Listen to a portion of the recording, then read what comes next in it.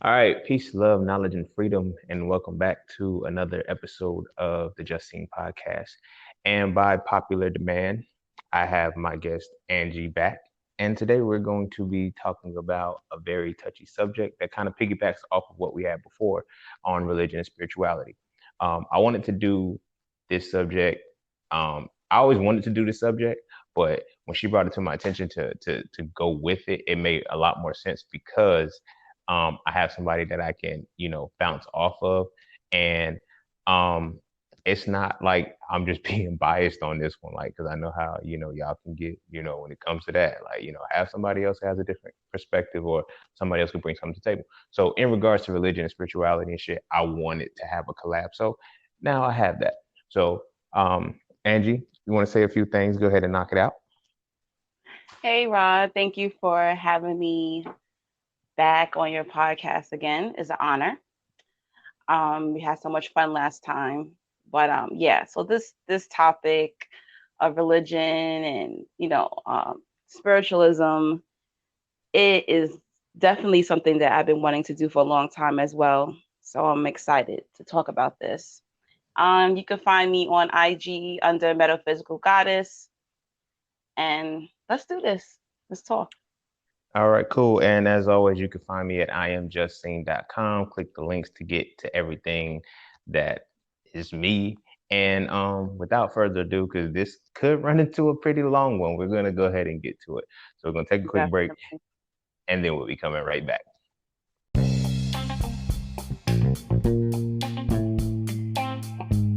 Oh, yeah, and don't forget to visit iamjustseen.com. There, you can get all things Just Seen. You want to add the Soul Frail series to your library? Visit iamjustseen.com.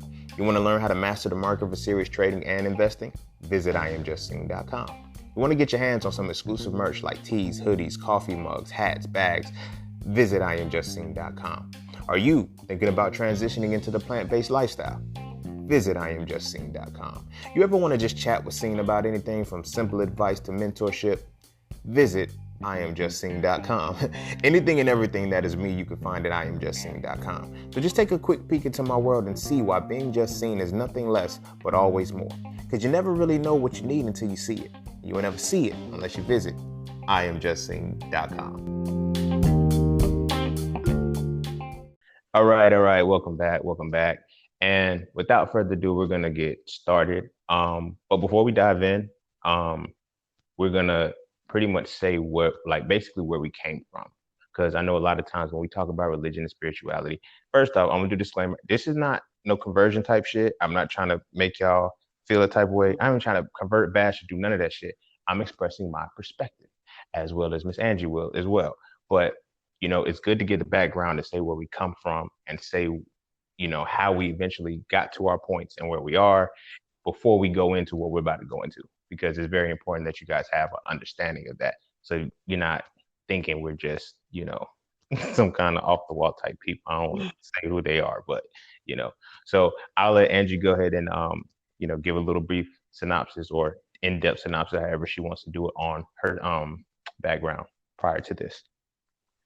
Yeah, so first, I do want to say that this episode might get me in trouble.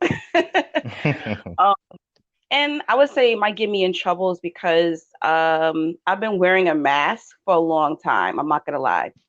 Mm, Um, and that's because I came from a religious background. And there's still people, who I grew up with, um, being a Seventh-day Adventist Christian. They look up to me.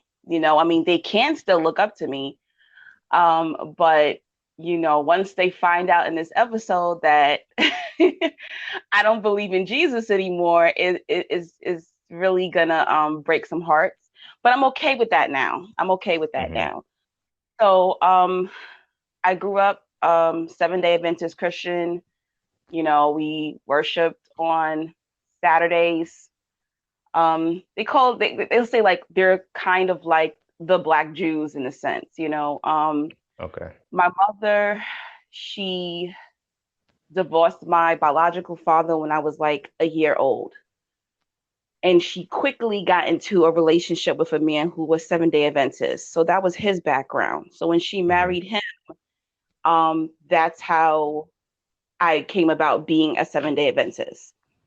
I would never take that back growing up Christian, growing up in the church. I think it helped me become the woman I am today. But how you start off doesn't mean that's how you're gonna die. Right. Spirituality is just, it's a journey, and I'm like really happy of that journey. I'm really proud of that journey. So growing up in the church, I would say it helped me a lot because we went camping. It helped me with public speaking. I was a usher. I was on the choir. I all those things I feel was great for my childhood in building relationships, building friendships. But then again, there is a lot of ugly things that happen in church as well. Mm-hmm. So, and I learned that at the age of 12. So at 12, my mother, she divorced the stepfather, who I no longer have a relationship with because he was narcissistic and abusive. Mm-hmm. Um, he was the custodian of the church. He was the first elder. He was like big time. My stepfather and my mom, they also did like rap sessions where they, mentored the youth. They went to like prisons and talked to prisoners. Like they did all these different things with young people. They did help out a lot of the teens in the church. So I really looked up to that. They were like that couple, like that Michelle and Obama type of thing. Mm-hmm. Everybody looked up to them. They were very attractive. They were young. They were in the church. So growing up with that, but it was a facade because it was like who, my stepfather was at home and who he was in the church. It wasn't the same person. Mm-hmm. So growing up, I'm like, damn, is this how men are in the church? You're not really thinking that, but that's what's being taught to you. So Mm-hmm. I saw a lot of things, him sleeping with women in the church, all kind of stuff. Wow. Yeah, it was a lot to intake. So I think because of him, my image of men in the church did get tainted. um, Mm-hmm. but I stayed. So after she divorced him, um, my mother, she decided she didn't want to be Seventh-day Adventist anymore. So here I am, 12, 13 years old. I'm like, what do you mean I have to go to church by myself? So here Right. I was. The stepfather moved. He went and married his mistress. My stepsister, she left the church completely. My mother decided she wanted to be Baptist. So she went to the Baptist church. So I was 12, 13 years old going to church by myself. Mm-hmm. No parental provision and nothing like that. Making my own choices. Um, and I don't know. I think that impacted me a lot because I was watching, the other children in the church. They had their family, they had somebody to worship with. But I decided to stay regardless. And I'm going to say by the time I was in my early 20s is when I was like, wait a minute, who I am is contradicting what the Bible is saying and Mm-hmm. what they're telling me. For example, when it says in the Bible, uh, when someone dies, that's it. They're dead. Their spirit doesn't resurrect. Their body doesn't resurrect till Jesus comes back, right? Right. So I started having all these different spiritual things happening to me. Like I was able to see spirits, and I'm going, wait a minute. It says in the Bible Mm-hmm. that once someone dies, that's it. So I'm like, and it's crazy because I'm 12, 13 years old, and I'm like seeing things, and I'm going, wait a minute. So when I would go to people in church and say, oh, I'm seeing spirits and these things are happening to me, mind you, I didn't go to my mother and tell her, I was going to them. Mm-hmm. Um, and they're telling me, oh, you know what, the devil's just attacking you. The devil every time. The devil's attacking you. Don't worry, sister. We're gonna pray for you because you're seeing things. Or I even been told maybe you're mentally ill. You need to go seek help. Like we're gonna get you help. You need to see a therapist. Once the dead is Mm, dead, that's it. So it was like it started off with those things. Like, wait a minute, they're telling me that there's something wrong with me. So why are these things happening to me? Why am I able to see and feel things that they're saying doesn't really exist? And then you watch it in movies and they're talking about it. right. You did TV shows, so um I would go to the library and indulge in books, of the occult or, angels and astrology because those things were happening to me and I felt comfortable. But I didn't tell my mother. I didn't tell, friends. It was something that I learned to wear a mask. Hmm. And I stayed in religion up until 6 years ago, believe Hmm. it or not. Yeah, so it's probably about 29, 30 when I finally like left religion and the church completely. It took a long time to finally leave religion behind, but it has been the best decision I've made in my life. It Mm. changed everything. Um, no longer trying to basically satisfy others, Hmm. wearing a mask. So me not wearing that mask has opened um how can I say freedom. I feel more free. I can be myself now. I don't have to lie, I don't have to front, I don't have to do anything to impress society, you know, um because I'm in a religion. But Hmm. I do think that everyone's path is different. Right. I don't um I don't treat my Christian friends or my Muslim or my Buddhist friends, any differently. As long as you respect what I believe, I'm cool with you. I don't have any problems with you. I think that everyone has a different journey. There's people who's in a jungle, and they have a way of connecting to the creator or the universe or whatever they may believe. But I'm no longer going to be living that lie anymore. So that's my story. That's the brief version of my story. Okay, okay. I mean, I'm kind of in that vein too. Um, Mhm. I grew up like contrary to all the shit that I talk, I grew up, in the Mhm. church, in the children's choir, motherfucking Mhm. what is it? Bible study Tuesday, the Uh-huh. prayer Thursday, the communion and shit Sunday, the back-to-back services. I was heavily involved in the church and shit, right? So Mhm.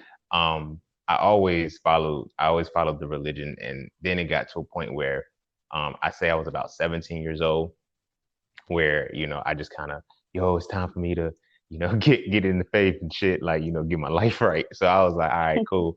So I was still, dibbling dabbling in the other shit that I was doing, with my homies and, the women that I was involved with. But it was when I was like 18 and I was with this woman, and she was like, she was very religious. Ironically, that's a whole different story, but she was very religious, and she was like, one day, like I spent the night in her room. I was an undergrad, and she was like, "Let's pray." I was like, "What?" I said, "I don't remember how Mhm. to pray. Like, how the fuck? Like, I just busted your guts out, and you telling me let's pray? What? No, like we're sinners, bro. Let's accept it." So she was like, "Let's pray." So I was like, "Cool." So she got me back into praying again, and I didn't know the Bible at the time the way she knew it. So, but I Mhm. didn't know that she didn't know it that well, but she knew it just enough. I mean, all I knew was in the beginning, God created heavens and earth at the time. So Okay.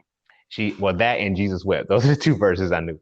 But she was like, yeah, she would just quote different verses and shit. So I was like, all right, boom, let me go back in and start reading it. And so Mm. from 18 up until about 23, 24, I studied the Bible, like studied it. Okay. So um I wasn't like, for me, I would always question it as a kid because like I always had, like you, I had a different connection. Like I didn't, like, I'm not one who can see spirits, but I have a feeling that, and I have a feeling and I have a divine connection that I can just pull information out of anywhere. And Yes. it's one of those things that I can't describe. But as a kid, going to church, everybody's telling me, "Oh, you a prophet? You gonna be this?" Because I can always speak things, and they're like, "Yo, it happened just the way you said it," or things are gonna, Mm, And I was like, "Damn, well, what is a prophet?" So only place I knew what a prophet was in the Bible, and it's like, "Yo, you got to be a prophet for God." But I'm like, the messages I'm not getting, the messages that I'm getting ain't got nothing to do with God. A lot of times, they got everything to do with the world and the people, but it's like this is not church related. So I don't feel right. like this is really a message. So a lot of shit I was keeping to myself because and when I Right. seen the shit unfold, I was like, oh man, I could have saved your life, bro. My bad. We ain't in church. So I figured, what I mean, it wasn't a real message. I thought I was just tripping, Mm, you know. mm, Um, but like I said, so I was studying it for a good 7 years. And it's one of those things like this is when I started to understand that as melanated people, we're connected to the sun. And when the sun really hits us, we charge up on a whole different level. So I went to Dominica in the West Indies and I'm on like year 7 and studying. And I don't know if it was the sun, the beach, just being around a different type of black folks. I don't know. But something happened and everything just made sense about the Bible, like everything. And then that's when I kind of quote unquote got woke. Um, and then from there it was just like I couldn't I couldn't believe it anymore. mm, Like not in a sense that I didn't feel like it was just like, everything just started coming full circle. I was like, wait, this don't make sense. This is not right. This can't like this doesn't. So it's like because I was always taught the church that I went to was when I first started. I don't know if I think it was apostolic. mm, I don't know, but the pastor he taught like Greek and Hebrew concordances, and he taught that like I'm in Bible study. I'm like 7 years old. I shouldn't even be in Bible study, but I'm paying attention because that's a part of my gift. I was a thinker, so I'm paying attention to everything he's saying in the church. I'm sitting down in Bible study. They're like, "Yo, you like Bible study?" I'm like, "Yeah, like mm. he's really talking that shit." Like I ain't say shit, but I'm like, "Yeah, he's talking that shit." So that kind of planted the seed for me when I started to study. I went into the Greek and the Hebrew, but it got different because when I started to go to the Greek and the Hebrew, I'm like, it's a lot of magical shit in this motherfucker. Like, what? Like this? Wait, the Bible say in English that you ain't supposed to be indulging in magic and astrology and all that. But I said that's all the Hebrew side teaches you. It's like that's all it is. Mm-hmm. So I peeled back the layers, and then I started to make the connections between the Bible being astrological, numerological, Mm-hmm. just esoteric magic as a whole. And I'm like, oh shit, they've been playing with us. Yep. So I got like a few nuggets about Bible, the religion itself being, you know, a system of mythology, ritual, and allegory. I'm like, hold up, okay, So then of course I got into, my super pro black phase where I started to go back and study Egypt and Kemet, Mm-hmm. but I went beyond that, and then going beyond that, because like I always tell people, I say you go back to Egypt, then you go up from Kemet, Yep. like So when I kept going back, I was like, oh shit, hold up, something ain't right. So the thing that really broke me and really, it was like the aha moment was, for one, the letter J didn't exist at the time when his name was supposed to start with a J. Mm-hmm. And then for two, the whole ritual for him of eating of the bread and drinking of the wine is symbolic of drinking his blood and eating his flesh. I'm like, that's cannibalism. I'm like, Mm-hmm. when I study our code, I'm like, we didn't have any cannibalism in our culture. So Right. who the fuck we get this shit from? Exactly. But then when I studied where cannibalism came from, I said, oh shit. Then it just like, it hit like a flood. It's like, then I thought back to slavery. I'm like, that's the only book they let us read when they said we couldn't read and shit.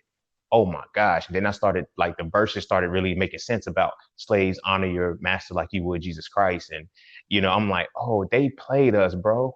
Mm-hmm. They played us. Mm-hmm.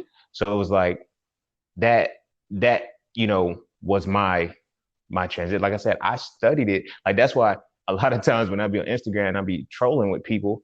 I be quoting the books too, because I'm like, I don't want you to feel like I'm just being an asshole. Like I'm showing you that I know it too, and in knowing it, I can pick my different perspective. Right. You know what I mean? And a lot of people, the one thing that they always tell me, because a lot of it can be argued that I be talking about, but they'll say it's context. So I'm like, that should let you know right there that if the context can change depending on the mentality of the person, it can't be a consistent thing. Right.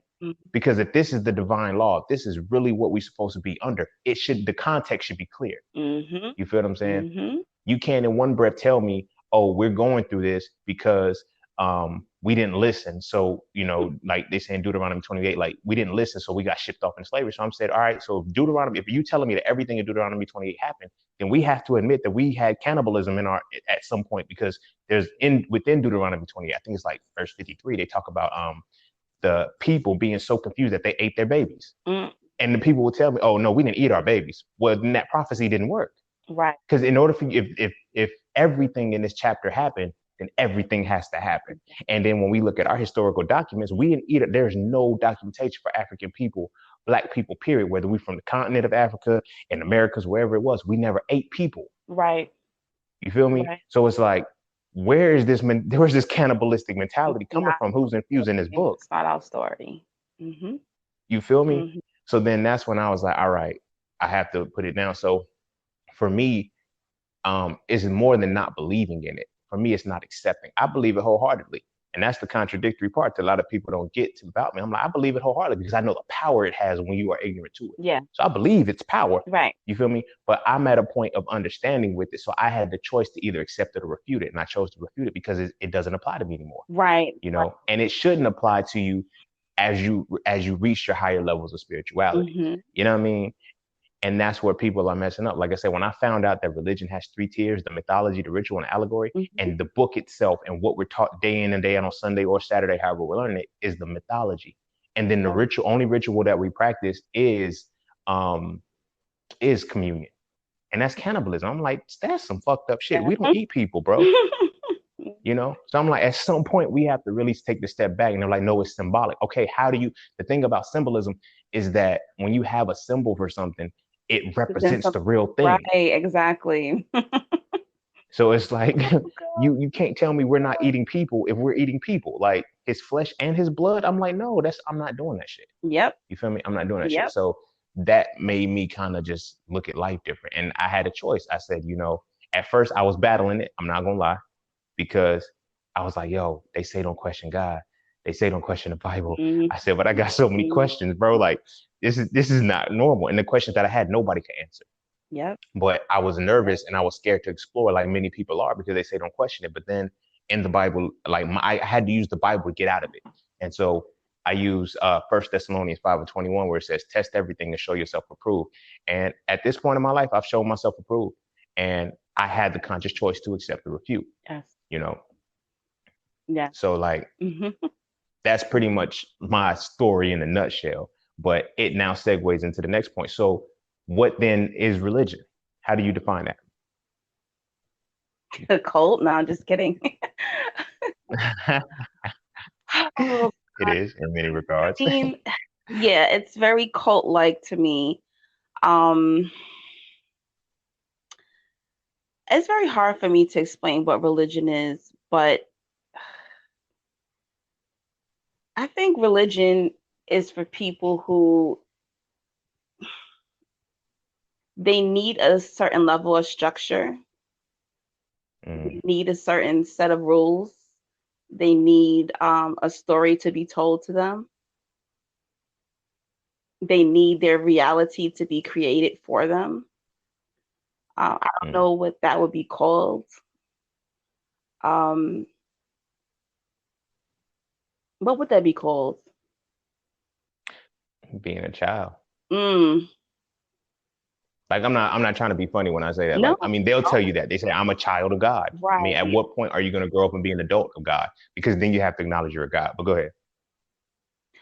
Yeah, they need their God to be created for them, not like knowing God for themselves, but they need that middleman. I don't need the middleman. Like, you know what I'm trying to say? I don't have a word for it, but when I think of religion, I think of a particular person. I don't want to call them weak. I'm not gonna say they're weak, but they're just codependent, they need people to think for them. They need people to feel for them. They need to be rocked to sleep. They need that illusion to exist in this realm. Yeah, I co-sign that 100%. And I notice, like, when I have conversations with most religious people, I won't say all, but most religious people, when you show how free you are, it's like they feel attacked. They Mm, feel they have to defend. If you're sure in what you believe then you don't have to attack anyone. It's like mm-hmm. they don't like when that mask is ripped off. They go crazy. Um, Right. but yeah, I really don't have a word for it. But when I think of religion, not to insult anyone out there who's listening who are religious, friends or associates, but you have to be on some level of um, what is it? It's really hard for me to describe it, but a certain level of submission in Mm, need to be controlled. yeah. Subservience. Yes, there you go. Yeah. Yeah. Yeah.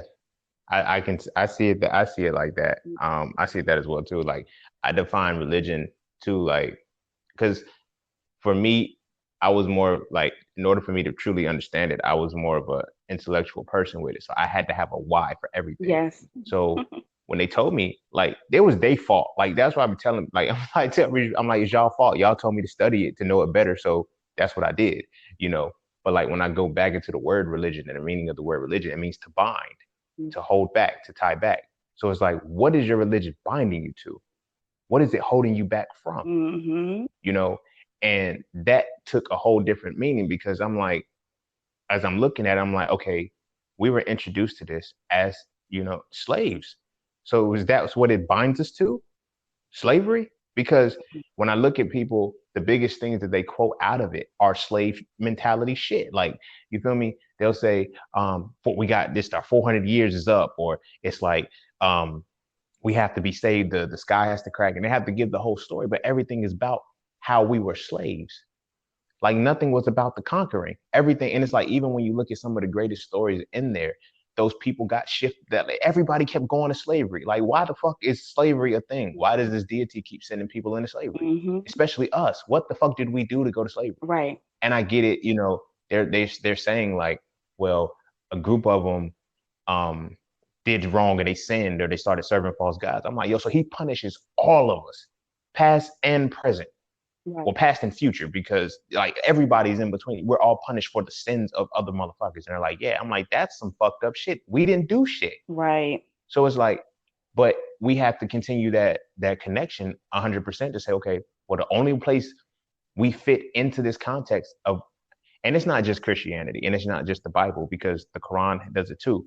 But only place melanated African people fit in any of these religious contexts is as slaves. That's some fucked up shit. Yeah. Mm-hmm. Like, and not just like slaves in a sense of servitude. I mean chattel slavery, the fucked up slavery, the ones where we can get beat the fuck up for nothing. Yes. Like we take that on and we're like, okay, well, we start to internalize, well, what did I do wrong? Like the story of Job, how he kept going in talking about I must have did something wrong for God to punish me. Mm-hmm. And then he doesn't really know that in heaven God is making a bet against the devil that Job won't curse him no matter what happens to him. I'm like, do y'all not see that? Y'all talk about the patience of Job, but pay attention to his whole story. God literally made a bet with the devil that says, I bet you can't make him curse me. I'm like, what? That makes no sense. Like he should not be doing that. Yeah. But then we internalize that and we feel when we have turmoil in our lives, oh, it's just a part of God's will. And that makes me wonder, like, so what is God's will? Because if we look at the context in which we fit into this motherfucker, we're slaves. And then we talk about tragedy and all that shit. We just supposed to accept it because it's a part of God's will, some mysterious way. Like we're supposed to be traumatized and damaged for the rest of our lives under this deity. Right. So it's like, what is this religion binding us to? And it's, hell. And when it's hell on earth. I can't conceive it any other way. It's literally hell on earth because I'm like, at any given moment, the sky's supposed to crack. He's supposed to descend from the right hand and he's supposed to smite and do all of the shit he's supposed to do. When, I'm like, how much longer do we have to go through this shit? And then I realized that it's the collective that are bound to this shit. Like, for real. It's like, yo, You can like, and I get it. A lot of people, because their individual life may not be in shambles. They're not. We've lost that African connection to be able to see. I'm not gonna say African. I'm gonna say Africoid, genetically dominant, Mhm. as because I know how motherfuckers be getting. I'm not from Africa. All Yes. right, Mhm. motherfucker. It's just a different boat stop, motherfucker, but whatever. Mhm. So they be like, well, um, how can how can we be caught in this and not get out? And then the people say, okay, well, I'm blessed because it's not personally happening to me. So we lost that connection of the Ubuntu. I am because we are because I am, that universal connection, the communal connection that we had. Right. So we no longer see, because we're bound in this religion, we no longer see that the problems that happen to all of us Yes. are happening to one of us too. Right. So we think, oh, I didn't get beat up by the police, but you can get fucked up. Oh, the Lord is blessing me. The Lord is doing this. I'm like, that makes no sense. Like the Lord, it he works when he wants to, Yeah. and that's how the belief in the faith stays strong. Because if you're in your system and you're going to your church and you're doing, and you only see the good shit to those people, and you're not even working this, and the it's kind of like a cult because it's so strong that Ugh. what you see happen on the outside of the world, you say, oh, it's because they're living wrong, or it's because they're not doing this, or it's the mysterious ways of the Lord. Like that's no, that's not right. Like Mhm. that's not right. Nobody should get shot down at 17, 18 years old because they're not in the church. Yes. But yet at the same time, it's people in the church molesting little girls, Yes. messing with little Yes. girls right now, and nobody's paying attention to that. Everybody's sweeping out on the rug, and now suddenly this whole spirit of discernment everybody got magically disappears in that. But my bad. I was supposed to be talking about what Well, religion listen, is. I Okay. mean, you just described it. You described the history behind it. So you did cover it. It's yeah, it's like it's a bind. So okay, so if religion then is a bind, how would you see spirituality? Because I see spirituality as 2 points. I see it at, well, three: harmony, balance, and liberation. I like That's that. what I see spirituality is, because you're taking accountability for yourself. Your balance between your higher and your lower self, your positive, your negative, your yin and yang, however you're looking at it. There's a balance and there's a singularity that you split to make your duality. So I feel like, yeah, it's balance. Spirituality to me is balance, harmony, and what I say, freedom. Hmm. That's what I feel like it is. Yeah. Yeah. I feel the same way. Definitely freedom. And I feel for me, it's me being at my natural state. And it takes a while to break down everything you've been taught, everything that, you've told yourself, the outside world, brainwashing you into believing. So embracing spirituality is basically, stripping everything that has been embedded in you, becoming your natural self, being in your natural state, whether, it's health, it's your emotions, your chakras, all that stuff, all that has to do with Hmm. it. Like you said, balance. So when you're in your most raw form, to me, that is spirituality. Yeah, definitely, Hmm. definitely. Like, I, because the lines are blurred and because of the word choices used, a lot of people think religion is spirituality, and I always wonder how, because It's not. religion doesn't allow you to even tap into a negative side Nope. or even take accountability for. Well, it doesn't allow you to take accountability for your positive side either. Nothing you do is ever you. No, it's never. Like with spirituality, the onus is all on you. Hmm. And with religion, nothing is ever your fault. It's nothing. You've never done anything. If, like, for real, like the achievements and shit, I could not have done it without Yeah. the blood of Jesus, without God or anything like that. I'm not taking that away from anybody. Hmm. If that's what bags your groceries, by all means, paper or plastic. But at the same time, when the negative happens, oh, it's the devil. Like nothing is ever you. You didn't go to this party and put yourself in this dangerous situation, knowing that they was gonna be shooting. Oh, I got grazed by a bullet. Well, they shoot at the party every time you go, Right. and you like, okay, you know what I mean? Like, but I think that takes it away Yeah. from your own natural power, because you have no accountability for yourself, good or bad. Yeah, You know. you're literally told constantly why things are happening, and things are always swept under the rug. You're told how to feel too. Yes. Oh, Don't don't yes, you are. don't feel that way. Don't feel that way because God said, you know, Yeah, like it's like, nah, I feel this way. And this is why this could not work for me because it's like, no, no, no, I know what I feel. mhm, You know, yeah, you're told constantly how to feel. You're told constantly how to think about the shitty situations you're in, which and it exactly. never gets addressed. It never, Ever. You just move on from yeah, it. it never gets addressed.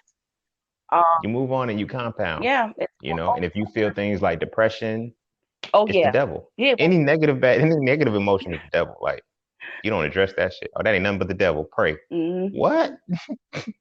No, I'm depressed, bro. That ain't nothing but the devil over you. Shake them off. I can't. What you mean shake them off? The whole time you are that devil. You know, Oh, you exactly. are your own devil at that particular time. Hmm. Which is crazy to me. Um, I know that other religions they talk about generational curses and spirits and demons and all that, but in my religion, they don't touch that. They didn't touch that at all. Hmm. At all. Like they never even acknowledged it. It was just God, Jesus, Holy Spirit, Satan. That was it. Yeah, There was never yeah. any lessons on like how to deal with certain shit. Nope, never got addressed. Never got addressed. And I don't understand how certain churches or whatever temples they how first of all how you believe in a God that you can't see, but yet you're not addressing the spirit world. Talk on it. I, Talk about I'm like, I never, I just don't, and I'm like, I look at people who I grew up with, and I'm just like, what are you like? You never ever think it's, and it says in the Bible, you're always fighting against principalities that you can't see, right? So it. Hmm. how come you're never addressing that world? No, Um, no, spirits don't exist. No, no, no, demons don't exist. But yet it's telling you in your word that you feel is God's word that it exists. I think that comes in, and see, I always tell people that when I consider the Bible, people say it's prophecy. I personally feel like I feel like it's edict. I feel like it was written to transpire. I don't feel like it was divine ordination and somebody say, okay, these are the stories. And so that's why I like, look at the book of Revelations, all this shit's happening. Okay, cool. It's there. It's in a book because you're told to look out for these things. So I always wonder, was it really prophecy or was it written because they were going to make shit like this happen? And the reason why I say that is because a lot of the ordinances that were written contradict what our natural essence tells us.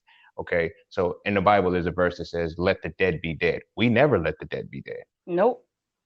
We always paid reverence and homage to our ancestors, so much so that it's so ingrained in us on an unconscious level. We even pour liquor out. Right. We take a 40, whatever, we pour liquor out for the dead homies. Why do we do that? Like nobody really knows where a lot of this stuff comes from. Hmm. They're just like, yo, we just do it because that's innately within us. Right. Because we always paid reverence to our dead and honored them because we knew that they were with us and protecting us. But then when we accepted a religion, we let them go. We let them go. Right. Right. Mm-hmm. Mm-hmm. And so it's like, how can you? And that's how it's like, okay, that's why I believe in this one entity. I believe in this one being, and that's it. I'm not worried about anybody else. But our battle comes in because within the religion, our spirituality still kicks in, but now it's detailed with religious belief. Like I have family members, and I love them to life. It's no slight to them. Mm-hmm. When my grandma passed or whatnot, they would have literally one conversation. They would say, "Well, she's in heaven." Right? Mm-hmm. I don't knock that. I'm not tripping on that. I hope she is, if it's a real place and everything. But the same people will then say she's been reincarnated into my niece. I'm like, you got to pick and choose. Either she's in heaven or she's here. Mm. It can't be both. Mm-hmm. And that's where the duality comes in because we have infused our natural spiritual feeling with what Right. the belief system has been decorated over us. You know, so that's why it also becomes so real because it's like we understand that realm, and that's why belief gets so heavy, because it's like we understand it, but now it's been decorated to us. And that's why I ask people all the time, okay, we understand that we got the religion of slavery. They walk with me up until that point. Yeah, we were slaves, and then that's because it was a trick. The Most High put it like this, so we can, we had to go through these hard times, but He never left the word. So I said, okay, cool. Who gave you the God? Who gave you the consent? Well, yeah, our enemy. He would confuse the enemy because the enemy didn't know that He was giving us back our stuff. Okay, whatever. If that's the game you want to play, but the enemy gave you your God, and you and your enemy pray to the same God, and the God of your enemy is your devil. So what are you really worshiping? Mm, mm. They don't know. They don't. They don't know. You know, It was taught so they think a lot of times given. they think a lot of times Satanism is you worshiping Satan. Right. No, Satanism is you worshiping the God of your enemy, Mm, and you and your enemy share the same God. mm. Oh. Whose prayers get answered first? Like Oh. that. Now that leads into the next point of free thinking. Mm-hmm. Like, are you really thinking for free, or are you thinking at all, or are you believing? Because a lot of people blur those lines. How do you feel about that? Like belief and free thought. Explain. What do you mean? So a lot of people think that when they believe something, they think it, because belief has Oh, it has a conceptualization in the mind. But a okay. lot of people believe that if I believe it, I think it, and that's not the case. So, like, how do you feel about thinking as a whole? Well, free thinking is one, and belief. Oh my goodness. Um, well, I think the average person, especially people who are religious, their thoughts are constantly controlled. Mm-hmm. Mostly everything that they believe is because they were told to believe that. There's some people who are in religion. I go to them. I said, "Well, do you know how this religion came about?" No, I don't know. They're just doing it because this religion has been in their family bloodline for generations, basically. Mm-hmm. So you're worshiping who knows what God you're worshiping. You don't know because you don't know them. So in order to be in religion, you cannot be a free thinker because you constantly need somebody tell you how to think. Mm-hmm. I think we our thoughts are always influenced, even the free thinkers, even me. This is why I control what I watch, the music I listen to. We can control a lot. But Mm-hmm. everything around us is constantly feeding us thoughts. The Yeah. music, television, movies. You go on Instagram, the advertisements. You go to someone's story, then that starts fucking with your mind. You feel me? You get a Yeah. text, then that alters your thoughts. But to me, a free thinker is someone who can kind of cut that down and control that, who asks questions, who doesn't just take it for that's it. That's what it is. Mm-hmm. I mean, we're seeing that now with this whole COVID-19 situation. Right. Right. Like, are you kidding me? Well, they said, you feel, I'll be like, first of all, who's they? What do you think? Exactly. What do you think? Well, they said, I heard on the news. Okay, but what do you think? Did you research it yourself? All this information, and these people never go to the source. Yeah. Never.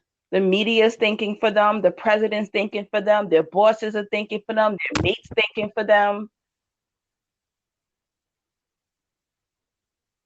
So you That's believe like you're in a religion, you actually know your God? No, no, you don't. you, and you can't. There's no way you can know it. And I, if people really knew it, this is another point, and this is gonna, it's gonna piggyback. First, I'll go ahead. Okay, like I feel like belief and thinking are two totally different things. mhm. Like belief is just accepting some shit, and thinking is it takes a certain component to break down and analyze certain information, Right. right?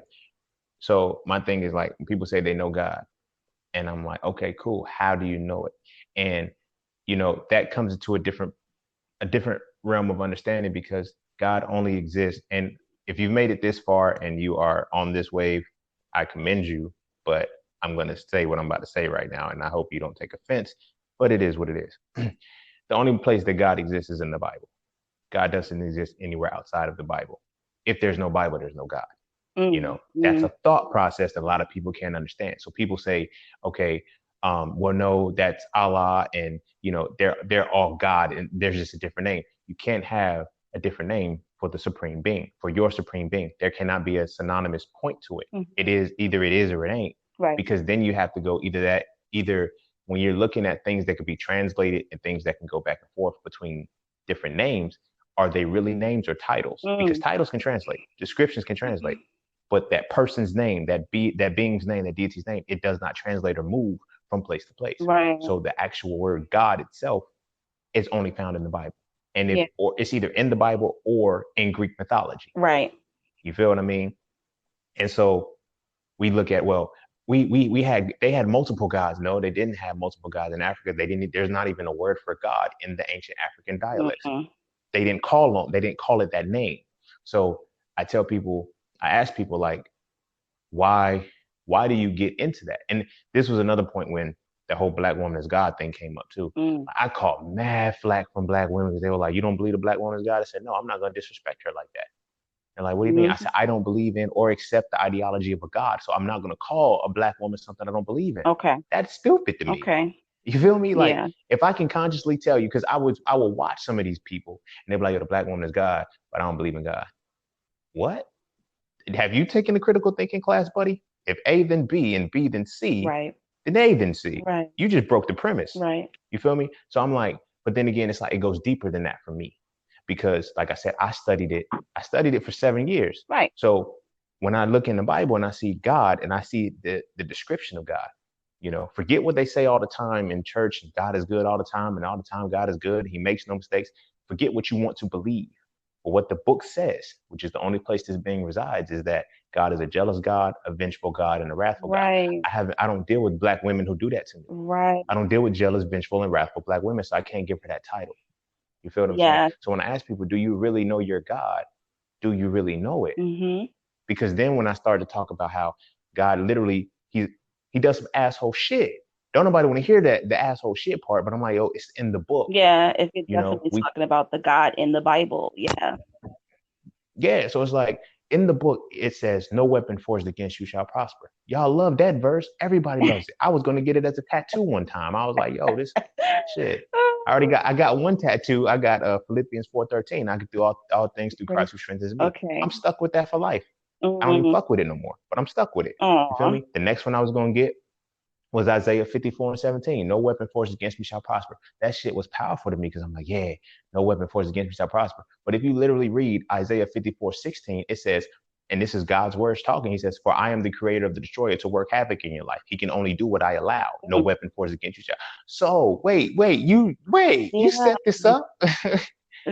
You feel me? You set this up. You create this entire circumstance and you put me through it. And you put it just enough for the pressure. So then that's where the belief kicks in and not the thought, because nobody's willing to hold their God accountable, right? Yeah. So they will say, well, God can do that. Well, it was to make me better. Like if the God is like all knowing, all powerful, as people say, then he could just snap his fingers. Right. And you could be better. Right. It shouldn't have to be, I shouldn't have to take you through hell for you to see heaven. Right. I can just give you heaven. Yeah, but it's like, no, it don't work like that. God doesn't work like that. And I know because I used to speak these things. Yeah.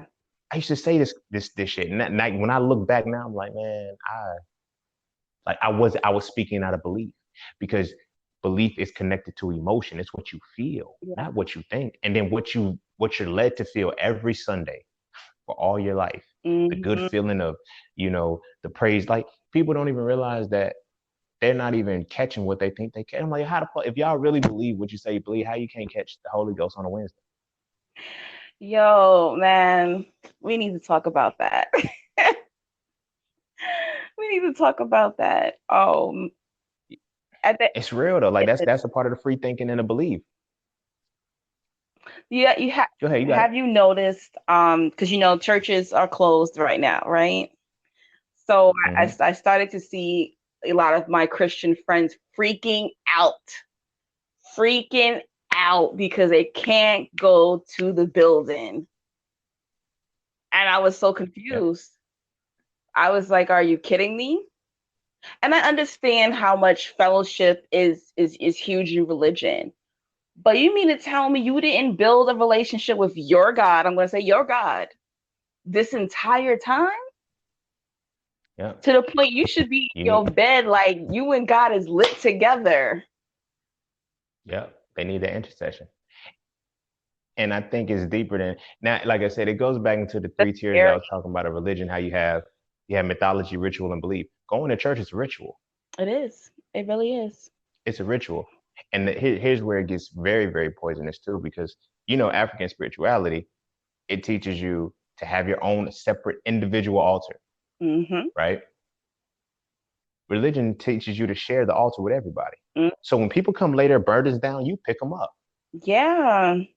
They be like, go to the altar, and you don't even to know the it. altar. Yeah, all falling at the altar. So you done Yeah, dropped all your demons at the altar. yeah, and they don't even pay attention to No, that. they And so, like I was saying, like the actual building of going to church, that's don't. that's a ritual. It is. Like to go every Sunday, every Saturday, that's a ritual. That is a consistent thing that you do on a regular basis to achieve some kind of result, Mm-hmm. right? So when they're like, I can't perform this ritual anymore. I can't do this ritual. Now I don't know how to make the correct intercession. But there's other things that happen within this ritual of going to church every Sunday, especially in the Black church. That's why it's structured the way it is. You go to church, you have the praise worship and the praise dance, then you have the pastor speaking, and then you go home. That's just been like that since slavery, because once the music hits us and we open up, any words that are spoken to us, we Right. imprint within our soul. Yep.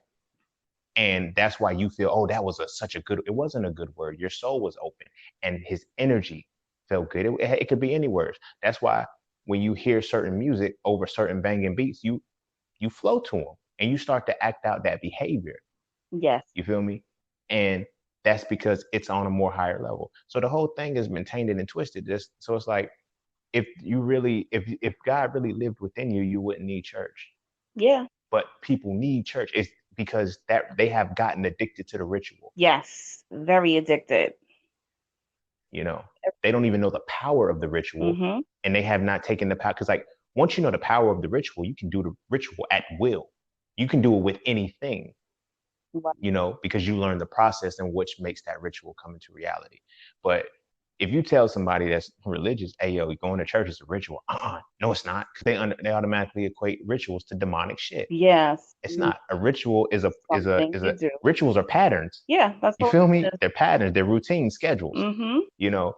So it's like every Sunday you go to church. Every Sunday you get up, you do the exact same thing. Like that's a ritual. Hell, brushing your teeth is a ritual, Yes. Yes. you know. But people they have mystified ritual so much that it looks so dark and evil, Mm-hmm. and that disconnects you from your source. And there's like so many people that are in the church right now that constantly have to go to church because their spirituality is kicking in, and they're starting to see shit that they don't know that they're supposed to see. That's actually normal. Right. That's actually normal. They start to see these spirits. They start to hear these voices, see little orbs floating around them. They don't know what it is. You know what I mean? Mm-hmm. And that's because religion can't teach you that. No, it cannot. It, They don't and it prepare. won't They teach you don't that. prepare. So I do feel sorry for some of my religious friends. They're not prepared for what is happening and what is going to happen. If you're not strong spiritually, you might jump out of a window one day. Yep. Like that's how deep it is. It's about to be real deep. It's deep now. Mm-hmm. And it's so crazy because right now you need to be tapped in because your downloads, your messages is listen, you need to be able to hear your God. You need to be able, Yep. she, it, whatever, need to be able to talk to you and be like, look, this is what you're gonna need to do. Pack your bag and go there. And it's crazy because that's basically what the Bible is, a whole bunch of men walking around talking to themselves, right? But yet Mm-hmm. they can't tap in like that. Yeah. And that's what people aren't. That's They what in people aren't missing. trouble. They're And in trouble. They don't realize. another point that you just mentioned, and I'm glad you brought it up, was there's a bunch of men walking around talking about like And so when we break down religion, right, this is another reason why I don't fuck with religion, because I'm not a misogynist. Mm-hmm. Mm-hmm. And I actually like women, like deeper than just, okay, I don't just like vagina, but I actually like women too. I like their personality. I like talking to them. I like conversing with them. I like making friends with women. And I can't do that as a religious man. Now I get it. A lot of women say they want a good blank fearing man. First Right. off, if I'm creating the image of it, ooh, that's some powerful shit. I'm creating the image of a being I'm supposed to fear. But anyway, when we look at how religion plays itself out, all religions are misogynistic. Very. Mm-hmm. Women have no power in these religions, you know. And I'm like, how are y'all the biggest? Like, women are the biggest believers Yes. before men. But the Yes. thing is cultically masculine. It's culturally misogynistic. Like, you you cannot speak in the presence of a man. Like, that'd be fun. Like, whenever I have conversations with women and shit, and it's about religion, and I don't feel like arguing anymore, I just be like, look, yo, and Jeremiah says you're not supposed to speak in the presence of a man. You got to be quiet now.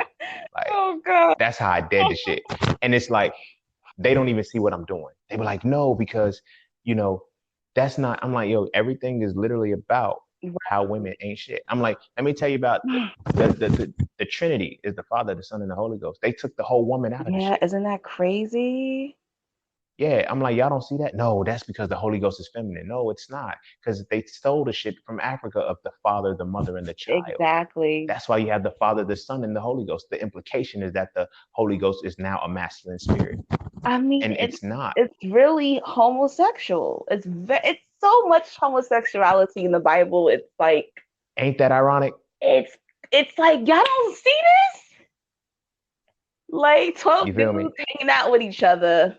Not, I ain't gonna even go there. You know. Yeah, but it's like not in the sense of homosexuality, in the sense of like the sexual activity, but homosexuality is like it's a lot of the same shit. Like for example, basketball is a homosexual sport. Like, so Mm-hmm. I don't want it to come off like, this is gay bashing or no shit like that. Because I mean, hey, No, live your life, do it's what you not do. gay bashing. It's just But so it's many relationships between men. Where is yeah, where is this feminine energy? Where is the woman? it's not there. And She's supposed to be subservient. and the only reason why they're doing that is because women are fucking powerful. Excuse my language. We are Hey, I talk my shit to you good. powerful. We're powerful. In every, I'm gonna be real with you, in every situation, whether I'm dating a worldly man or a religious man, whatever they want to say, whatever worldly may be, um, I've always been the more powerful one when it came to Mhm. whether it was religion or spirituality. You know, I was like the one ushering them into it. You feel me? Mhm. The woman brings the man closer to God or himself. You know what I'm trying to say? It's like, are you kidding I know me? exactly what you're saying. Are you kidding me? Like Yep. we pray stronger. We're more consistent at times. Um, like we're powerful, and women, please start tapping into that. I'm telling you, Yeah. I mean, our energy can transform a whole household. Are you kidding me? We, And it does. uh, And that's why they're scared religion. of Say again. they're scared of that. They're scared of the power. Because when you liberate, because I say this all the time, the rationale of the man follows the emotionality of the woman. Yes. Okay. Yes. Masculinity is going to follow emotional. Masculinity is going to follow femininity. Now, I'm big on the balance always, because one can't work without the other. Like, Correct. but in regards to emotion, religion is emotion based. So who do you think they're going to hit first with the shit?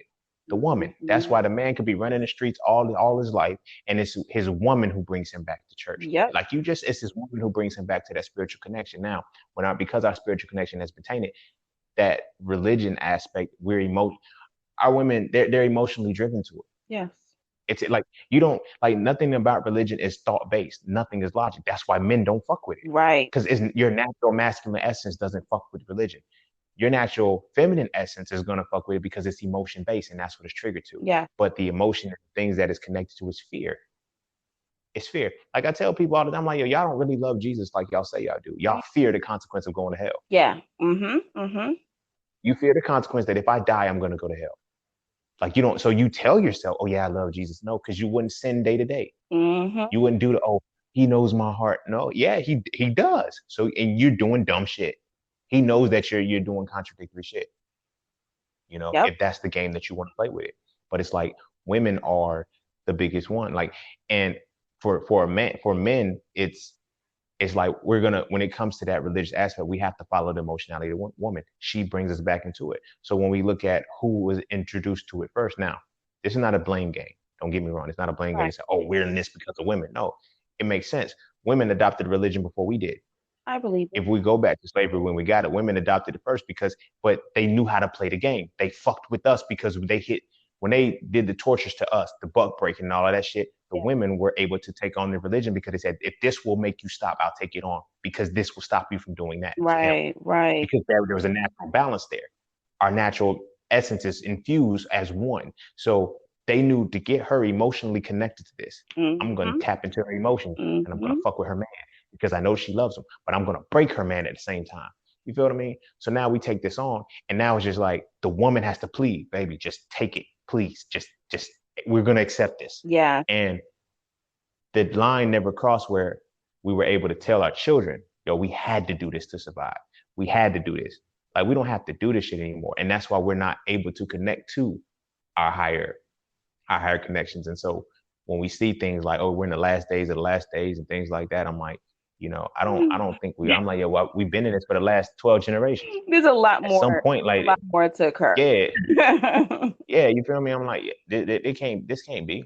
But that's that fear based and that emotional connection to it. Because we're like, oh, we got to be at the end of the book. Technically, we're not even in the book. All of this shit already happened. Mm. Like, all of this shit already happened. Like, the whole, like, Jesus' death and the revelation, all of that shit was written already. That person already saw it. It wasn't a premonition for 2,000 years later. The shit Right. already happened, Right. you know? Because, like I said, if you go to the Greek aspect, they say the book of Revelation is the apocalypse. How come the Greek word for apocalypse, what it actually means is the uncovering? Mm. What are you uncovering? Mm-hmm. It's not no fucking hellfire and brimstone. It's the spiritual awakening that you're naturally going to have. Those Yeah. 7 seals that break, that's your 7 chakras opening up. It's a whole spiritual awakening. That's Right. why when you finish with the shit, and motherfuckers who have gotten to that point, they hit their spiritual awakening and breaking through. That's when you leave religion, because religion takes you from the mythology ritual to the allegory. The allegory point is when you hit your spiritual awakening. You're supposed to be in tune with the allegory. So when your spiritual awakening actually happens, you're able to transition into spirituality without losing your mind and going crazy. But we Right. don't. So when we have that spiritual awakening, we lose our shit. And it says at the end of Revelation, says you're going to have a new body and a new heaven and a new earth. That's a new mind and a new body. Yeah. That's what happens after your spiritual awakening. Yes. Mm-hmm. But they can't teach you that. Do you know why? Because you stopped going to church. You stopped going to church. You don't need it anymore. My little cousins, they tell me all the time, they're like, yo, when you coming to church? I don't have to go to church. Everybody, I said, I don't. You only go to church when you only go to church when you fear heaven. I mean, you fear hell and you fear living. Like I don't fear either one. I don't feel the consequence of doing wrong because every I know that every action that I do has a reaction to it. And so I'm not gonna do dumb shit carelessly and not think about it to think, oh, Mm-hmm. you know, I'm protected. I'm covered by the blood. Fuck no. I'm only covered by the shit. I'm only covered by my own reaction to shit. Right. And the shit that I do, you reap what you sow. I fucks with that. You put out, you're gonna get it, you're gonna get it back. You feel me? But religion ain't gonna allow you to believe that shit because you no longer need religion once you master it. No. Once you understand it and you go into spirituality, you no longer need religion. You don't. I remember, You know, like I was in the awakening, but still going to church. And I remember it was like the boredom, and then you'll start seeing things like that you didn't notice before. So I'll be sitting in church like laughing sometimes, and people looking at me like, "What's so funny?" It's like because it's like the blindfold's been ripped off. You start picking up on things. You start seeing how people's moving. You know what I'm trying to say? The stories over, the same stories over and over and over again. The same music. It's the same format over and over, like school, almost like school. Yeah. Same ritual. And it's like, how many times am I gonna hear the same story? Nothing changing.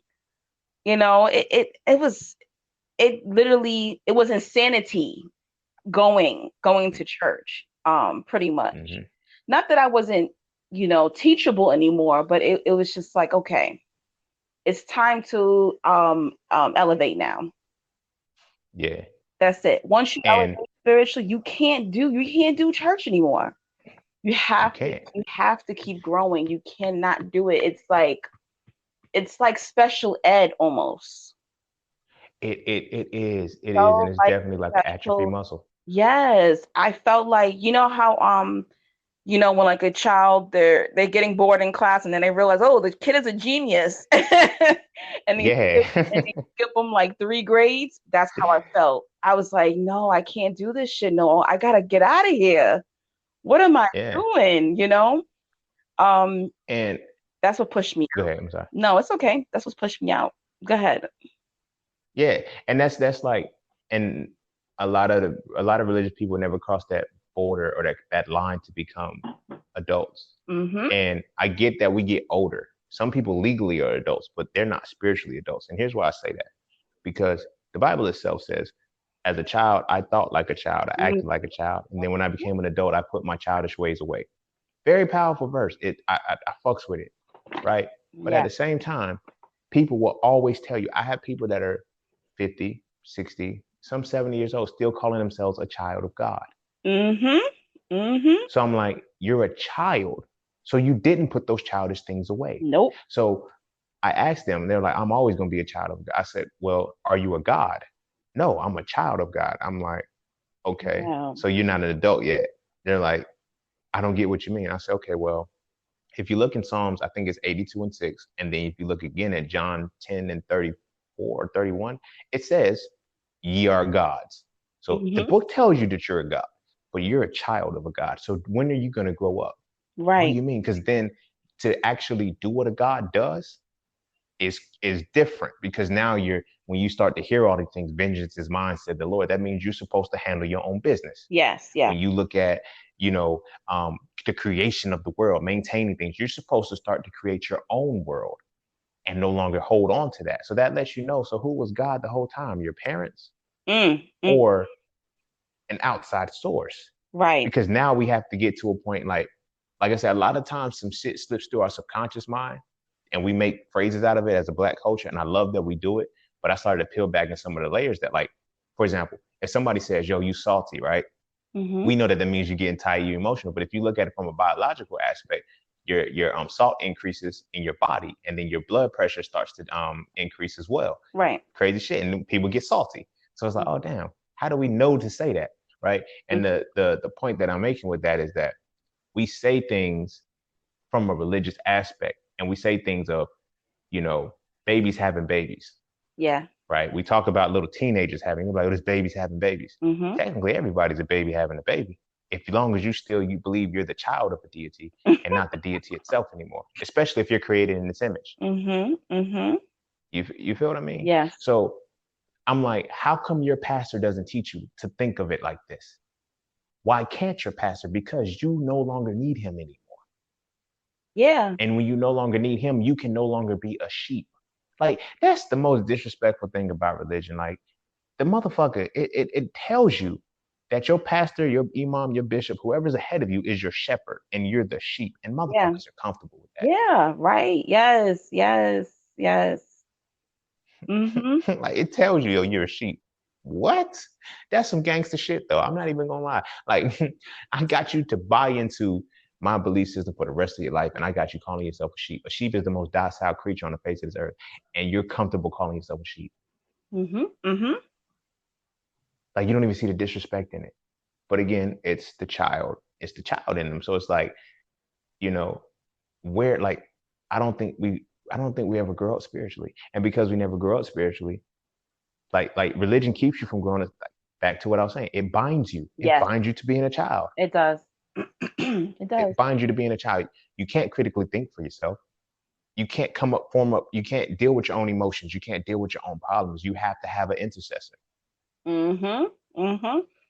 That's You know, something I could something has do. to come in and say, you know what, you know, I had a conversation with my nephew one time. Mm-hmm. Almost punched him in his head. Almost punched him in his head. I was this was when I was just getting woke. Like I was, you know how you had an angry phase? Mm-hmm. I was that woke guy. Oh my So goodness, yes. he's doing bad in school. Like he's acting up. So I was like, yo, so how you gonna change your behavior? I'm gonna pray to Jesus and hope that he can change it. I snap. I was like, you gonna do what? I said, no, you just gonna change your behavior. I had to realize, like, I can't. Everybody's not there. Like we all have the angry Yes. phase. If you haven't gotten to that angry phase yet, it'll come. Yeah, I hope you passed it because now you can look at shit and laugh. But in that angry phase, Yeah. you see how much of an illusion, you see how much, and I think the anger comes in because you know how deceived you were. Nobody likes to be deceived. And when you know that you've been deceived, it's like, so it's like I'm talking to my nephew, like, yo, bro, you have to change your behavior. Yeah. He's not gonna do nothing for you. You know, you have to do that. Well, he's gonna be the fuel, he's gonna be this, he's gonna be that.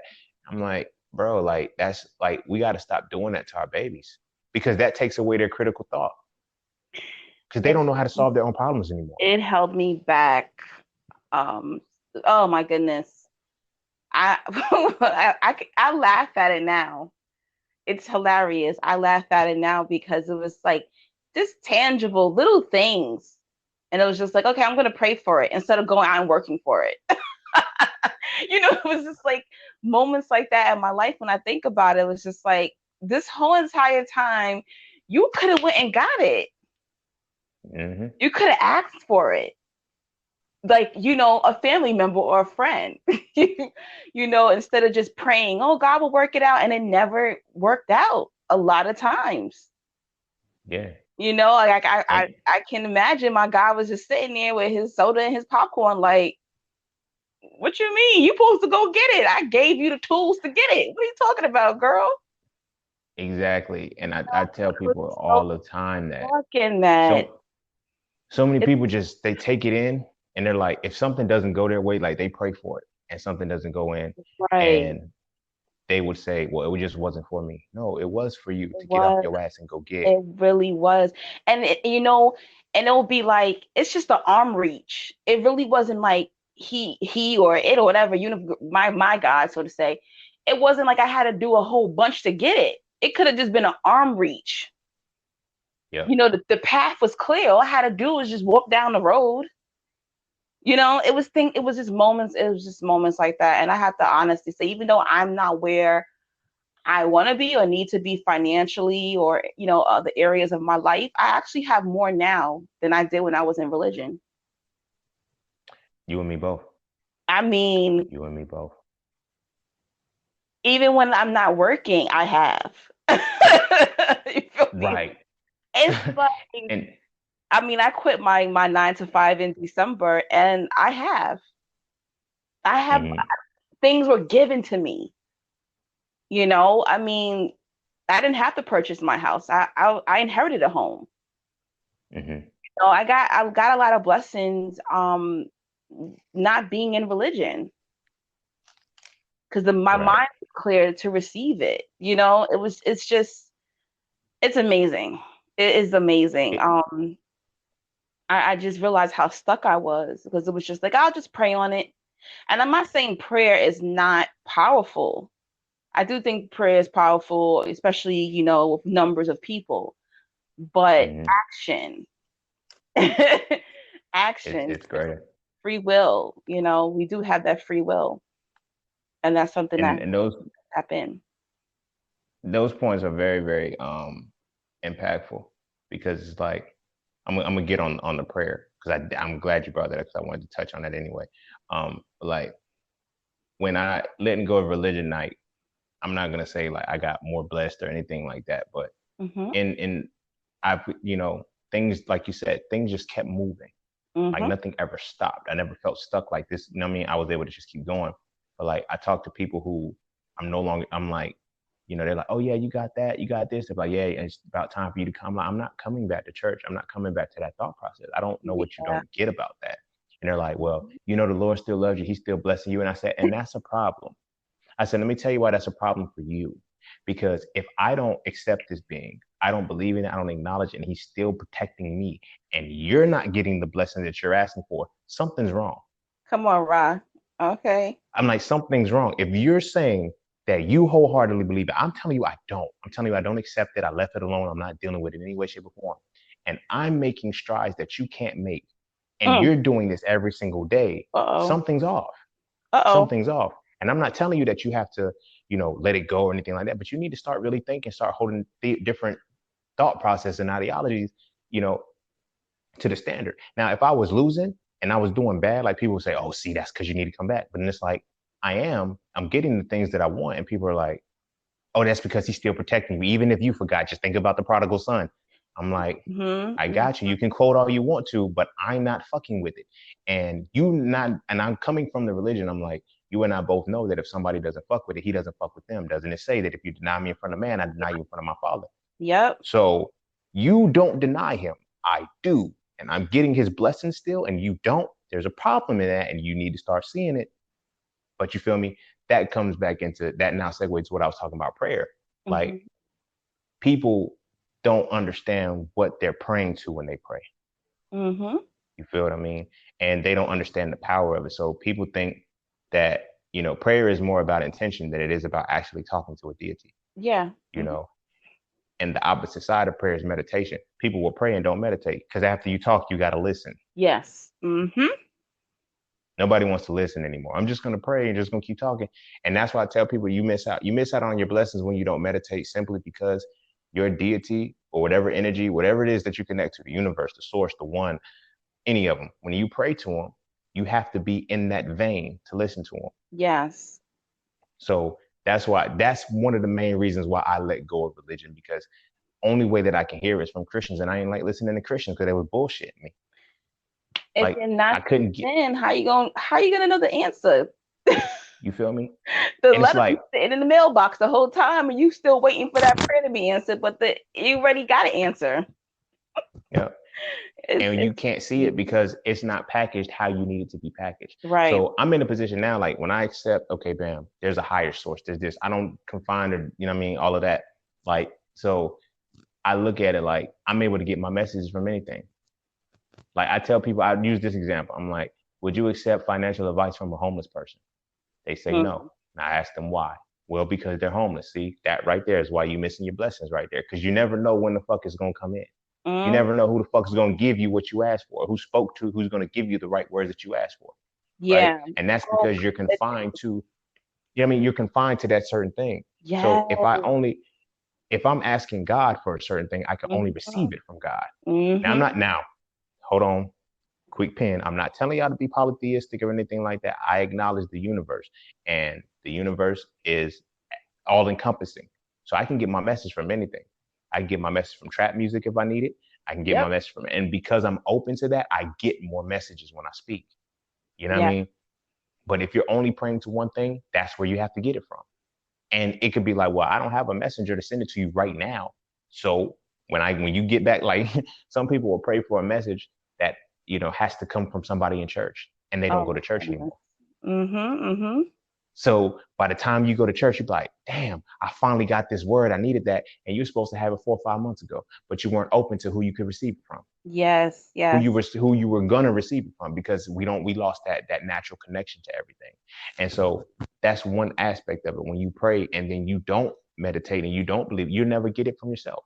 But when you start meditating, you start to understand that the voice that you've always heard is yours. Uh-oh. That's what gets people. Because when Uh-oh. you pray, it's the same voice speaking up, that's the same voice coming down. Your voice, you know. I always ask religious people, so tell me what God sounds like when you pray. God spoke to me. What'd he say? Now, see, when I say God spoke to me, they call me crazy.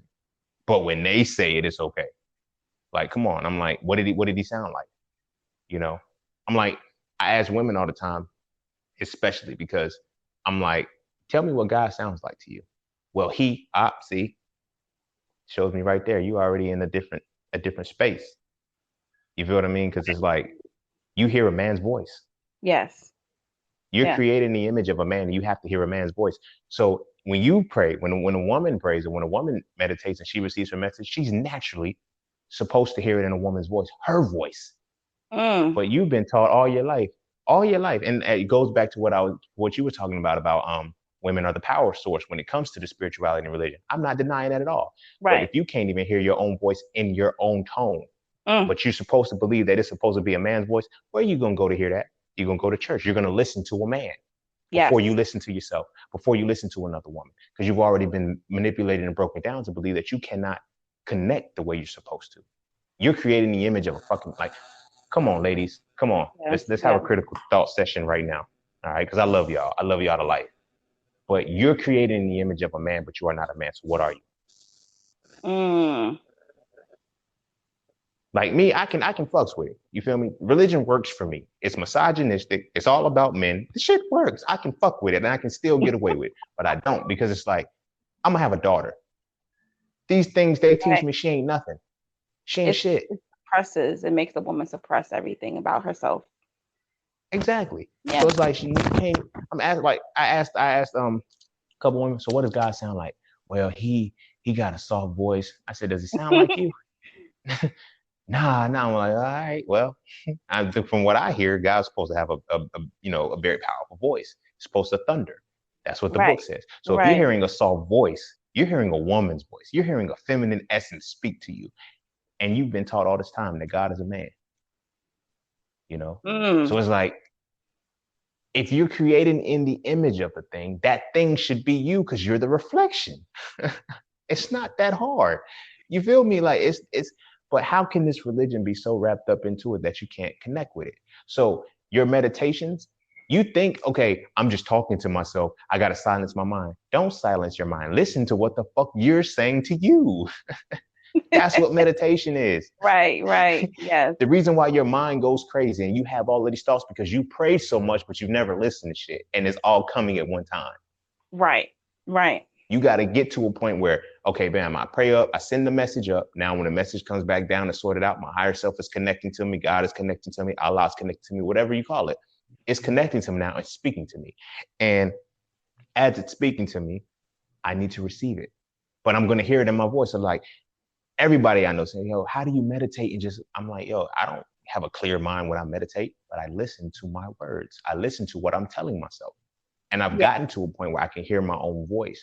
And because I can hear my own voice, I know, oh shit, that's why that thought kept coming up. Yes, that's why that thought kept coming up in your voice. Mm-hmm. And you kept telling yourself to do this. But when you can't hear your voice, that's when you have to get random songs played that tell you something. At a certain part, you turn it on and it's just like, I needed to hear that today, because you can't listen to you, but I know you're going to listen to the music. I know you're going to watch this TV show. I know you're going to scroll Instagram all fucking day. So I'm going to put this shit in your feed. You feel what I'm saying? But once you get to that point where you can listen to your voice, that's the balance between prayer and meditation. That's what brings all your manifestation together. Prayer sends it up, meditation sends it down. Right.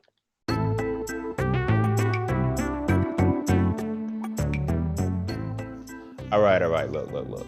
The markets are not a difficult place to understand. All right. You just have to know what you're looking at. And there's 5 things that you need to see before you can make any market entry. First, you need a pocket so you can know which direction the market is going in. Second, you need a pullback so you can get the better price. Third, you need a battlefield so you can see when that market movement is slowing down. Fourth, you need the upper hand so you can see when the market reactivates. And last, you need a final push so you can see the exact moment when it's time to go with the direction you are already moving in. Okay? Of course, there's so much more that has to go into that, and it's not as cut and dry as that. But those are things that I teach in my Mastering the Market course. So if you would like to learn more, please visit IamJustSing.com and check out the Mastering the Market course today. Although it is directed and specialized for Forex, all of the skills, I crafted them to be transferable to any market that you're looking at. So again, visit IamJustSing.com and check out the Mastering the Market course today if you are truly looking to master the market.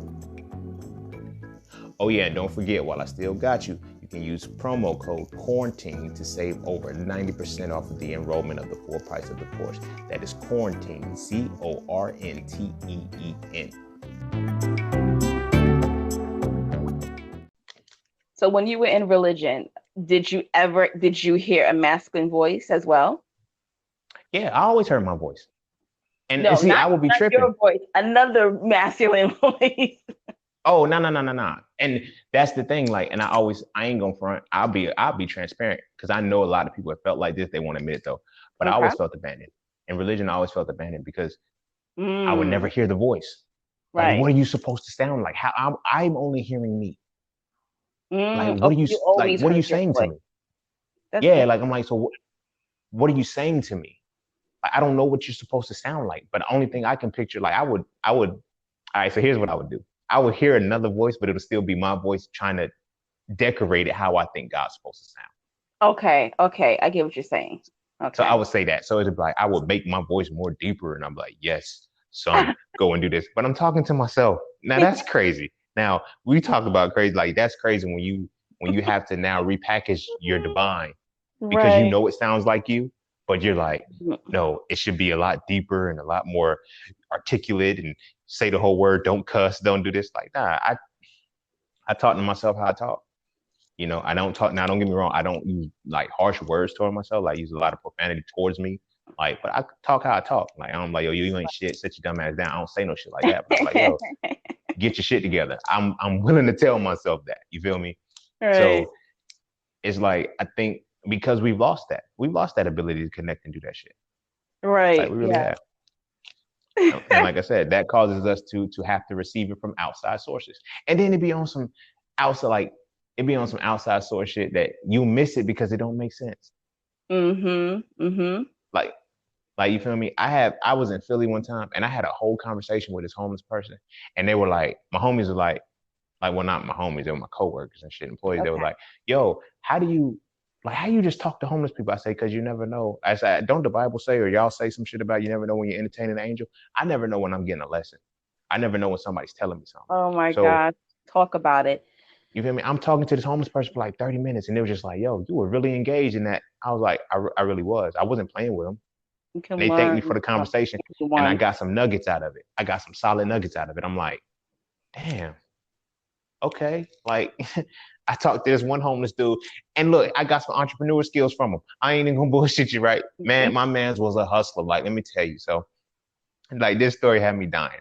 I walked past him. I was walking to class one day, and like I had to cross the street and everything. He's sitting posted up at the little mailbox where he would always walk in between the cars at the light, get some money. And so Mhm. I'm thinking he homeless, right? Because he is homeless. So I'm walking up Right. to him like, yo, he's like, what you got for me? I was like, I give you $4. I gave him $4 thinking I'm doing something, right?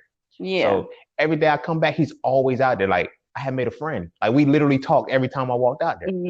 So this particular day, he said, what you got for me? I said, man, I ain't even got nothing today, man. So this man poured out over $300 and said, it's cool, man. I did pretty good today. I said, Oh my. wait a minute.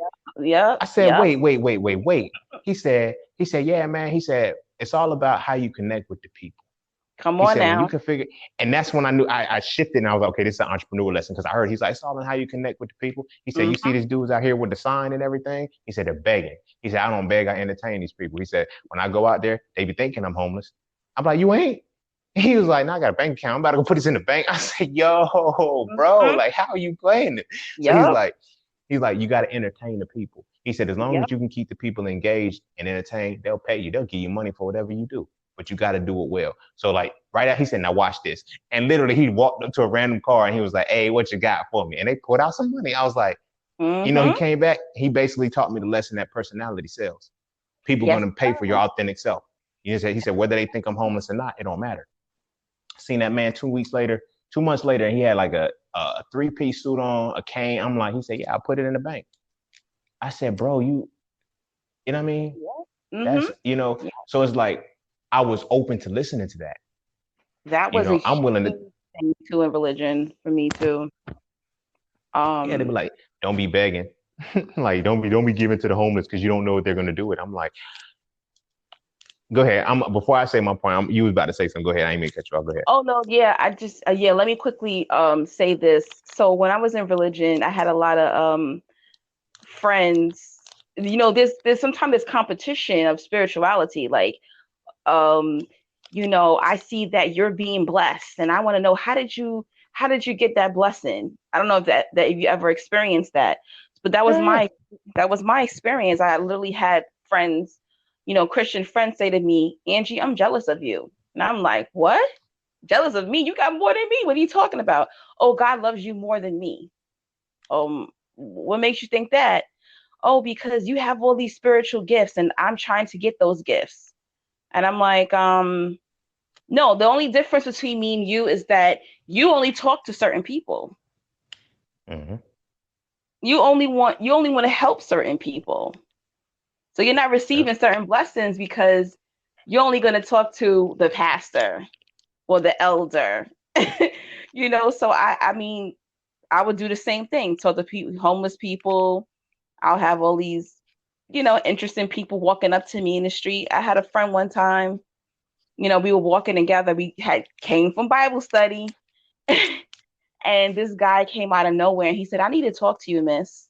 And I said, "Sure, no problem. But just step back," because he got kind of close to me. Right, I said, right. "Okay, no problem." I said, "Step back. You need to be at arm's length. Step back."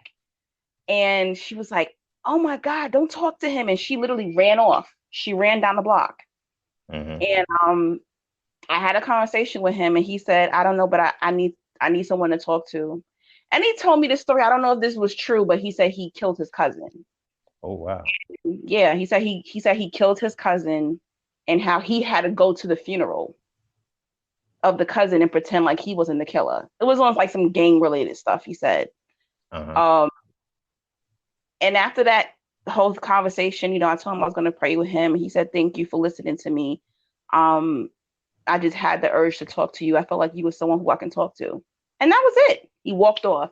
And these are the type of things that happens to me all the time. Um, Hmm. so when the friend came back from running down the block, I said, see, that's why you ain't blessed. Yep. you know, like you afraid to talk. How could you be a Christian and you're afraid to talk to some people? The girl walks in the church, she got a short dress on, like she could wear to the club, but you treat her like shit. Or Yep. the person who hasn't been to church in a long time, they don't have clothes. He doesn't have a suit. He walks in, and you're looking at him like he's crazy. It's these things that separate you. Those small things I feel keep people from their AKA blessings, pretty Hmm. much. That's why you're not blessed because you're full of yourself. Yeah, blessings are just simple of You know, input and output. but yet you believe in Jesus, and Jesus talked to prostitutes and all kind of people, but yet you turn those people away. Yep. And they turn them away out of fear. For God to not give you the spirit of fear, it's a lot of fearful motherfuckers in religion, but I'm gonna sit my T on that one. Because That's like, it's crazy. That needs to change. I mean, it really does. It's time for that to change. yeah. And It's I too many think, conditions. Too many conditions.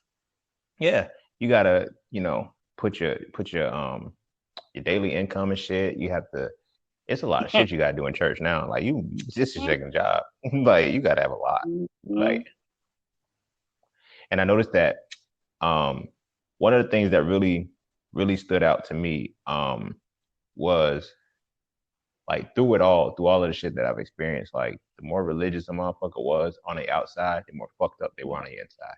And that's also from personal perspective. When I embrace spirituality, I ain't even gonna front. When I embrace spirituality, I stop hiding.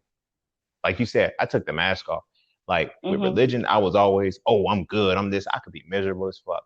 But now Mhm. when I say that shit now as a spiritual being, I be meaning it. I don't be trying to Mm. say it to hype myself up. And Right. like a lot of people that I talk to, they say, "Yo, you're so transparent," because that's what spirituality does for me. I can't say it's Yeah. going to do the same for you. I said I made peace with a lot of the shit that I've gone through. I don't hold on to shame that religion made me hold on to. You know, That is so true. Oh yeah. It was a facade. Definitely a facade. religion Definitely a makes you hold on to facade. so much shit, like because you feel like religion starts you off at a deficit. Like the fact that you believe you're born a sinner, Right. you can't win. Yeah. You can't win. Like I was born this way. I was Mm. born fucked up. Like I didn't even do shit. Like Yeah, yeah, you're a yeah, born sinner. anything yet. Yeah, yeah. I didn't even do anything yet. Yep. It's so It's like true. soon as you come in, it's like, yo, you're born into sin. Okay, who the fuck sinned? Like, what did I do? I just came out. This motherfucker Hmm. asked for a bottle or a titty. Like, and come on, Hmm. Hmm. you know. But religion doesn't. It doesn't show you that. Like, and that's why from the spiritual perspective, like I said, it's just about balance and harmony. You should still Yeah. be able to live your life and do what you do. And I was always wondering, like, I had more good shit happen to me before I was ever religious. Like, yeah, I was raised in Mm, the church, but I took it serious. Like I said, when I was like 18, that's when I started taking yeah. shit. Like, shit just started going bad. I was like, and I realized it was my mindset because Mm-hmm. when I was out running the streets and doing crazy shit, I never thought that I was really doing wrong. So I Right. really like, you know what I'm saying? I didn't internalize the shame of that shit. I didn't internalize the wrong things that I did, like from a guilty perspective, then internalizing it as shame and making it, oh, I'm a bad person. Nah, I was like, yo, Right. I did some wrong shit. Okay, cool. I was able to get past it. And now that I'm back in that space, I can see the difference. I'm like, Mm-hmm. oh, so the whole time it was me. I was the one doing all of this to myself. Yes. Oh Yep. shit, you know? And I was like, oh, like, so like we were supposed to segue a long time ago, but I was fucking flowing with that one. So now it goes into like the soul ties and shit. Like, Yes. Yes. you know, what things, what things tie our soul down, in both regards, whether that be from relationships to materialistic things, whatever, like where are our soul ties coming in? Oh, you're asking me? Yeah, yeah, yeah. My bad. My bad. Oh, how can I put this in words? We're constantly we're constantly attaching ourselves um to memories, people, habits. Um, and I do think I think that soul ties it is not just a physical attachment. It literally it like it's what it basically attaches to your spirit pretty much. And Mm, that is a stronghold. It'll keep you there longer than just having a physical attachment to the person, the memories, the items, or whatever the case is. That's what a hmm. soul tie to me is. But they don't teach you in religion how to break soul ties. At all. I didn't learn how to break a soul tie. And it could be simple. Sometimes breaking a soul tie, it could be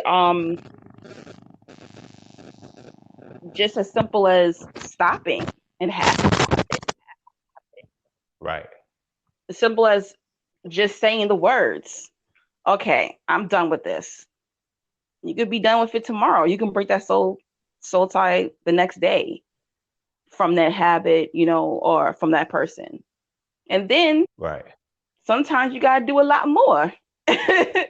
Sometimes you gotta do a ritual. You gotta do a cleansing in order to break certain habits, or soul ties from people, spirits, all kind of things, basically. Yeah. Definitely. Definitely. Like, um, I look at soul ties as Um, I feel like soul ties connect to us through emotion, for one. Like Hmm. that which we tie our emotions to, it creates a soul tie. Um, for those who have heard the podcast I did on emotions, you could check that out if you hadn't. Um, I talk about how from emotions we either gonna drive down a level of joy or drive down a level of pain. Hmm. And one of those two ways is how we're gonna imprint something into our soul. Whether we have negative emotions that lead us to pain is going to bind that thing to our soul. Right. Whether it's joy, it's going to bind that thing to our soul. So Hmm. a lot of it is it's hard to untie the thing because most of the things that we have difficulty dealing with and breaking, we Hmm. found joy in it first. You feel me? Hmm. And then it shifted immediately to pain too fast, and we couldn't deal with it. Like heartbreaks, breakup. That's why it's hard to move on because this person, you know, they brought you joy, You're right. and then immediately they brought you pain, and you can't let that go because all you can hold on, what's imprinted to your soul is the joy. The Hmm. pain happened so fast it didn't have a chance to stick, but the Right. joy is still there. So I got to be done with this person. Yes. You know, I got to be done with the situation, but I can't. Why can't I leave this person alone? Because all you remember is the good times. Because what's imprinted to Mhm. your soul from that person is the joy. Yes. You know, and you haven't internalized that once pain hits, you have to let joy go. Whether joy is on you or not, you have to let it go. You Right. feel me? And that's what we can't let go. We can't let go of I don't want to let go of the good times and all of that shit. That's the part of the exes that we can't let go. Yes. I'm like, yo, fuck them. I'm like, you're for what helped me break soul ties is that, especially if it's a joyous one, I look at it like, it didn't bring me pain. At the end of the day, I don't give a fuck how joyous it was. If it brought Mm-hmm. me pain, Mm-hmm. that nullifies everything. The Yeah. whole shit is canceled Yeah. at that point. I don't give a fuck what you did. Mm. You know what I mean? Like you could have took me to Mount Rushmore and we slid down the escapades and shit with skis. I don't give a fuck. If what you did brings me pain, that soul tie has to be severed. And that's how I do it, by removing the joy. I disconnect from the joy of it, you know. Mm-hmm. And spirituality shows you different ways to do that. You know, you have your rituals, you have different things like that. But religion is not going to teach you how to break a soul tie. It's going to teach you to pray until you just stop thinking about it or forget about it. And that's not how it works. Doesn't work. You can't, once something hits your mind, you'll never stop forgetting about it. You'll never forget it. You'll have moments where you don't think about it, but it's in your head. Yes. Anything, Yeah. a smell can bring it back up. You feel me? Something as simple as a smell. You could smell a fucking burger from down the street, and you could think about a date you had with the motherfucker, and you like, damn, I forgot all about that person. I Yeah. wonder what they doing. Yep. You feel me? Because that's a part of a soul tie, you know. And when you add sex into that shit, it compounds. It becomes something totally different. Oh man. You know, Because above joy and pain, don't you have believe in euphoria. soul ties. Some people absolutely don't believe in it at all, which is crazy to me. Yeah. And that's why they be stuck. Exactly. No funny shit, but that's why they be stuck like a motherfucker. I can't let them go because your soul tied to them. I don't believe in that. Shit. You ever broke your side of your soul tie, but the person's still holding on to you? Yep, You ever experienced that? I have. Mm, that's some And it's like you can wicked shit. That's some wicked stuff, you man. it is. You can feel them pulling on you. Yes, they'll try to enter your dreams, they'll try to enter your thoughts, all of that. They don't try, they do. Yeah, And you be wondering, like, you be minding your own business. And like mm-hmm. that's one of the gifts and the curse. That's what I hate about social media. Mm-hmm. Social media, it allows us to keep a lot of our soul ties open. Yes. Like, yep. that's why I'm all for, when you done with a motherfucker, delete their number, block them. Yeah. Block them. Don't let them see shit. Like, let them know you as they knew you and level up, because they cannot connect with that part. Yes. If they don't know shit about you, they can't reconnect to you. Yeah. They can only connect to who you were. Now, if you're still in that space, that's why you can feel your exes calling on you too, because you're still in that space. Mm-hmm. You can feel your exes pulling out till you spend that space. But when you level up, like when I see exes now, it'd be like, and it was funny because like I know people like, yo, do your exes come back in retrogrades? Nope, because I really break up with the motherfucker. We're done. And I'm not the person I was when we connected. So they can't come. There's nothing for them to come back to. It's like when you know where somebody lived and they moved and they didn't tell you, and you just pop up at the house and you're like, is such and such here? Oh, nah, they don't live here no more. Yeah. I've been here for like 2 years now. Yeah. Like, that's the shit that I be on. Yeah. Yeah. Yeah. So it's like, yeah. Go ahead, my bad. No, I'm just saying I'm the same way. I don't be having people popping up like that, you know, unless they got some type of personality disorder where they're like, you know what, I'm gonna try to hoover her back in. But like the same ones, nah, they don't try it. Yeah, they don't even know how to talk anymore. Like, No, it's like, damn, I'm not that same person. Approach. Nope, they don't know how. You know, of course, I'll see sometimes they'll be looking on my social media because my IG is not a private account, so I'll see sometimes people be looking at my stories, but they never hit me up. They never slide in that DM. Never. They're like, nah. Yep. Because they don't know what to say. She don't look the same. She don't feel the same. I'm not gonna get my ego hurt today. They do not hit me up. They definitely don't have my number. But they never try to contact me. So it's some people wish and they like it when their exes, ex-friends or ex-lovers hit them up. Why? Why would you want that? I don't know. My personal feeling behind it is that, yeah, ego's being fed, and they want that ex still. They want to know that they still feel wanted. You feel me? Like, because I've reached the point now where, a lot of men don't talk like this, but I reached the point where I want myself. I love the fuck out of myself.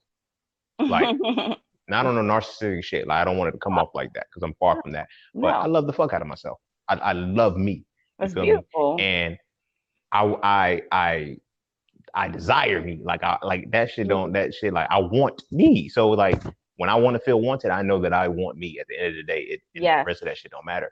yes. So the flattery and shit, the ex come. Remember when we used to do that? And then I'm like, hell yeah. Oh damn, that's it. Yeah, that's it. Like that's dead. I don't connect to that anymore. I'm not that person. You feel what I'm saying? Mm-hmm. You're not. I'm not even in that space to even enjoy that thought process anymore. Like it just shows. Not only does it show how far back of the past I left you, it shows me how long you still been staying there. It's scary. It's very scary when you have these, when you do have, I mean, I've had, through the years, people come up like, and remember this, you know, and they married. Some of them married. Like, you Yep. shouldn't be thinking about, and this is like, I was dealing with you 10 years ago. And this was that's the soul tie. I don't know why your soul is still tied to me, but you need to break that tie because I'm not tied to you.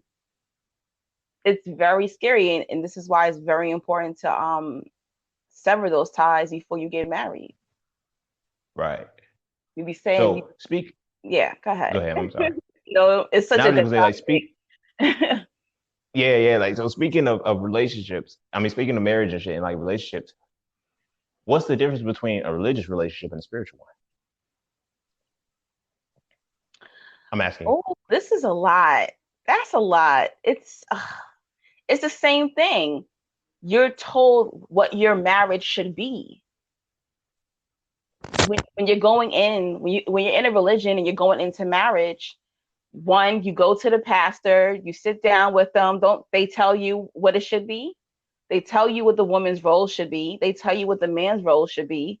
So you literally are going in with set of rules that aren't your own. Ooh, yeah. So how the That's hell is that ooh, that's marriage? heavy.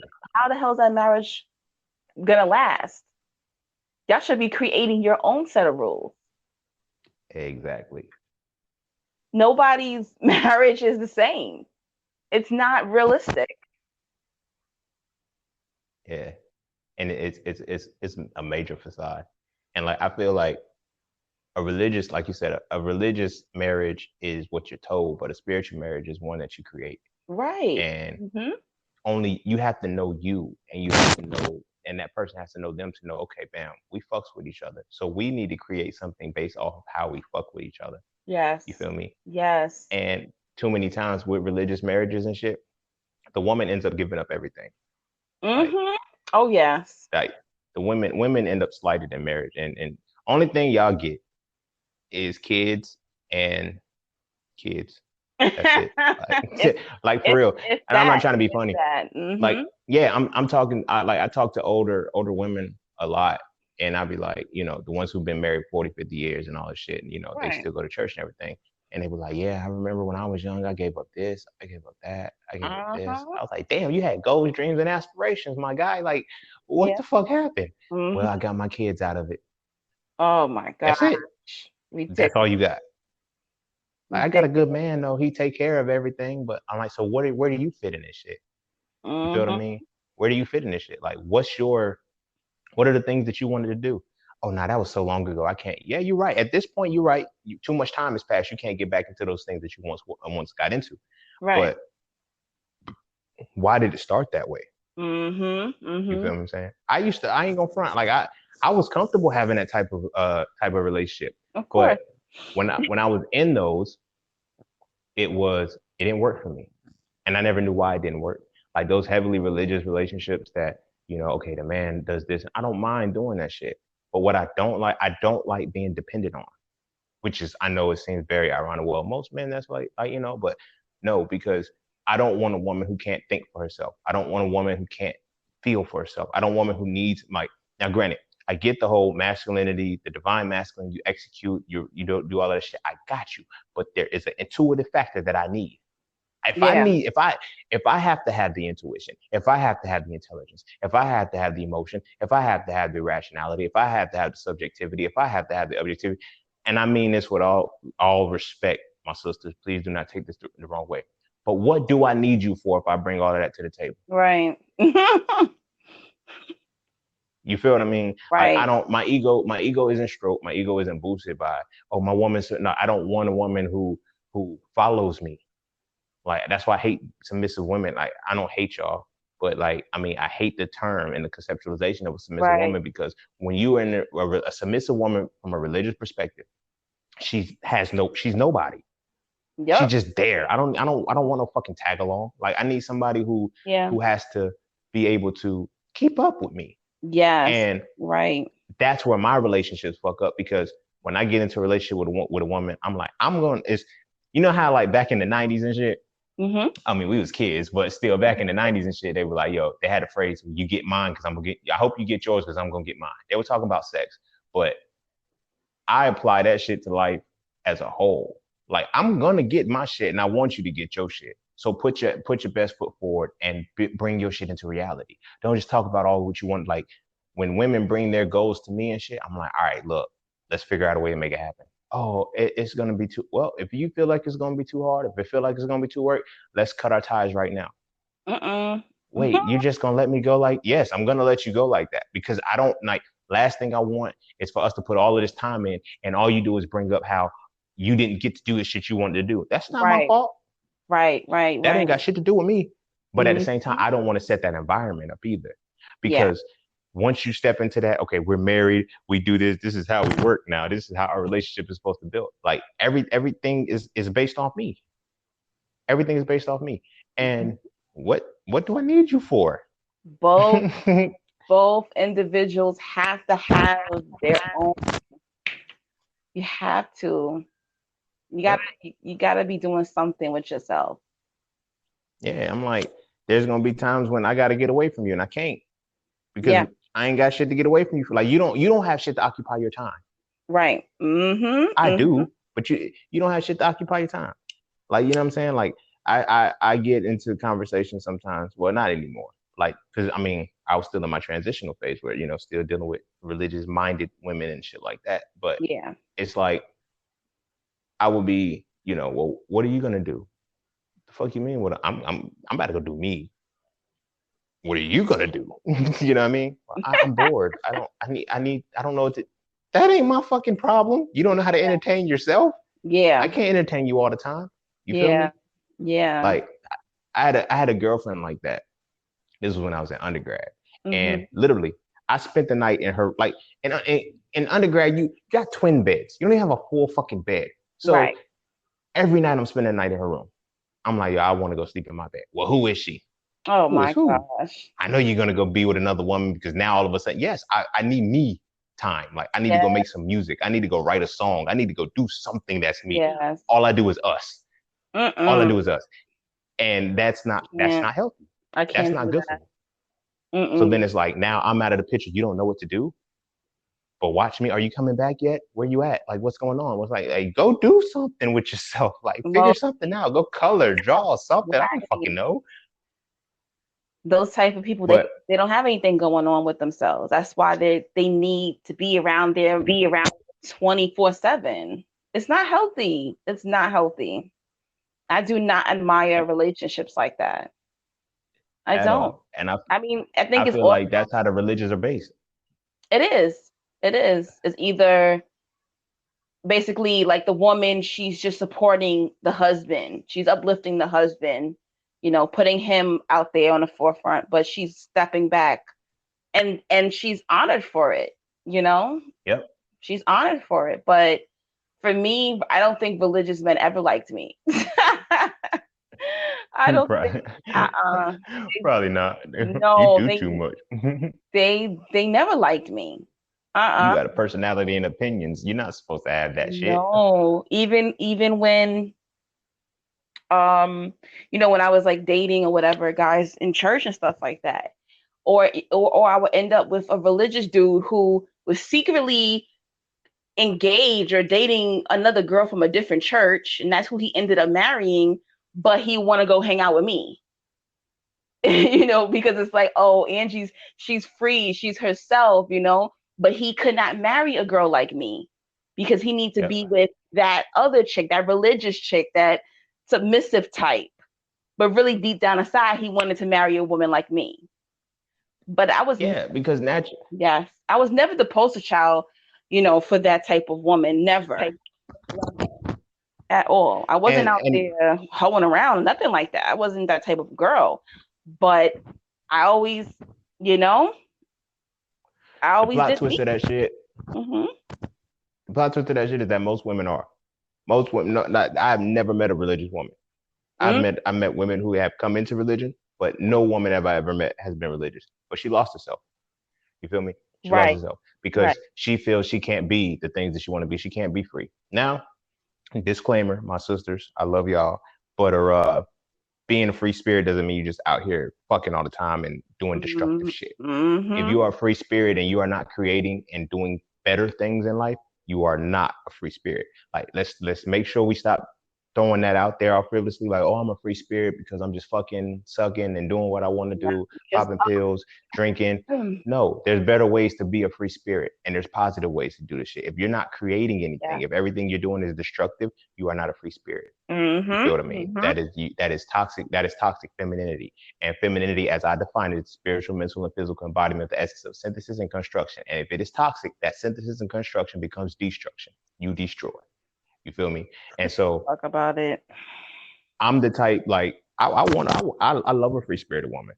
Like I don't like quiet women. I don't like women who what are your opinions on the shit? What are your thoughts? Speak your motherfucking mind. Like tell me some shit. Like Right.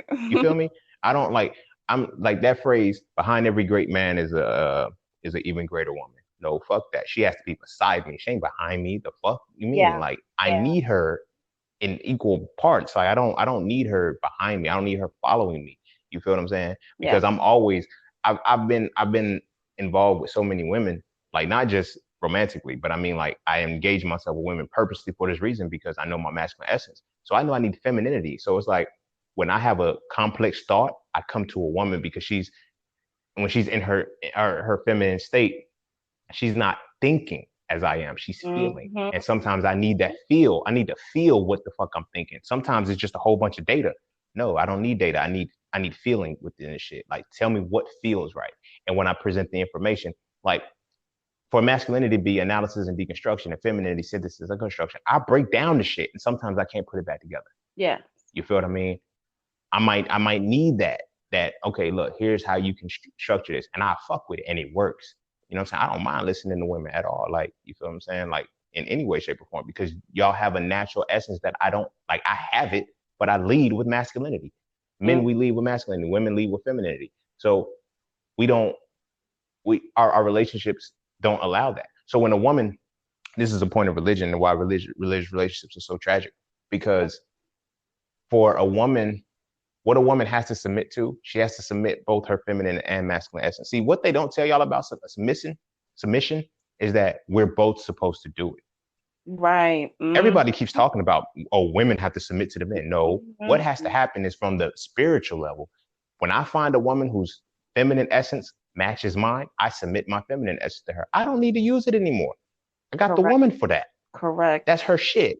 She Yes. submits her masculine essence to me. She don't submit everything. She submits that masculine essence to me. And when she Right. submits that, but she has to be able to trust me in that shit. So she Mm-hmm. trusts my thought process. She trusts the way that I think. So whenever she has, her thoughts are everywhere, you know, oh my gosh, what I do is she comes to me and I break it down. I'm like, yo, here's all of this shit. Now you can put it back together how Yeah. it's supposed to be. And that's how it's supposed to be. I naturally have to submit my feminine essence to a woman. She submits her masculine essence to me. So when we come, our masculine and our feminines unite. But Yep. that comes with you still have to know both. You feel me? Right. Women ain't allowed to explore their shit, and that's why I talk about toxic femininity being what it is, because men, we exhibit toxic femininity. That's what women have to submit to.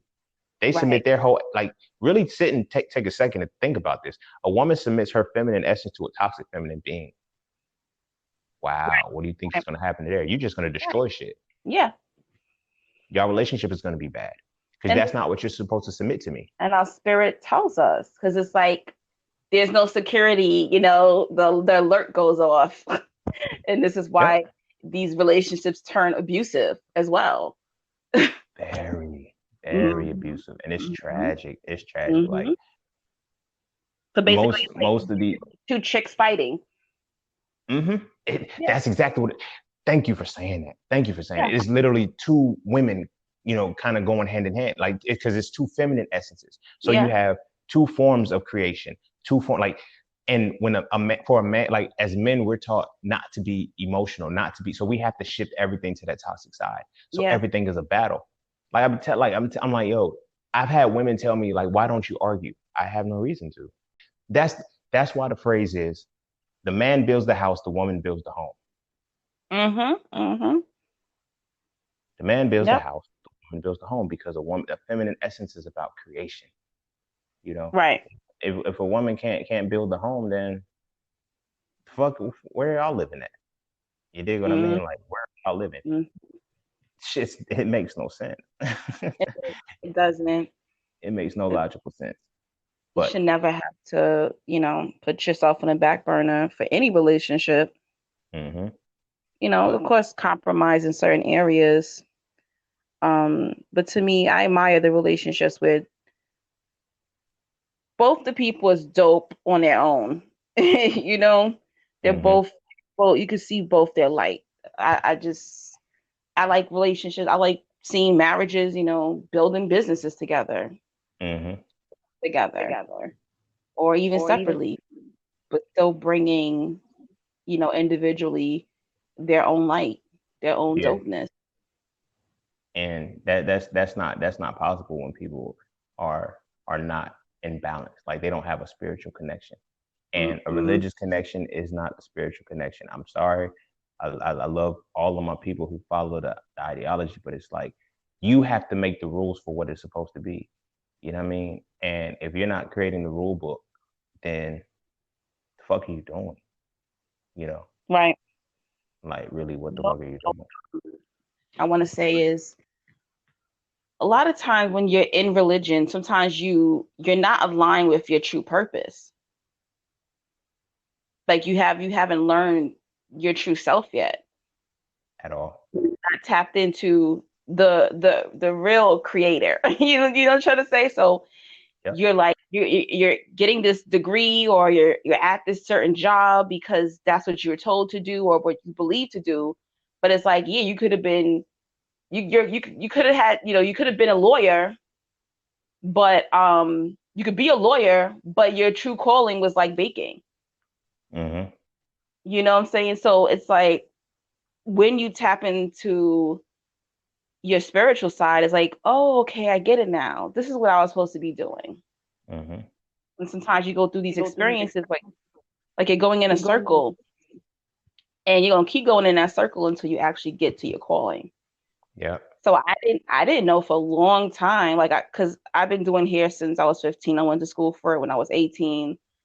Um, I thought that was it. I'm supposed to be a hairstylist. Mm-hmm. My mother saw that I could do hair at 10, and she was just like, "Yeah, you're gonna be a hairstylist when you grow up." I'm like, "All right, I guess so." Right. Now at 36, I'm like, "Oh no, I'm more than just a hairstylist." Right. I Right. have like my hands in different pots, So it's like I would have never figured that out if I was like still in the church. Most definitely. Most definitely. Like Mm-mm. I'm I I'm wouldn't I'm have. with you 100%. Mm-hmm. Like I mentioned, the prophet thing. Like, all my life people have told me I was a prophet, but I'm like, oh, that means I got to be a prophet for the Lord. Nah, I'm a prophet for the Mm-hmm. universe. Like I have a message for it that's universal.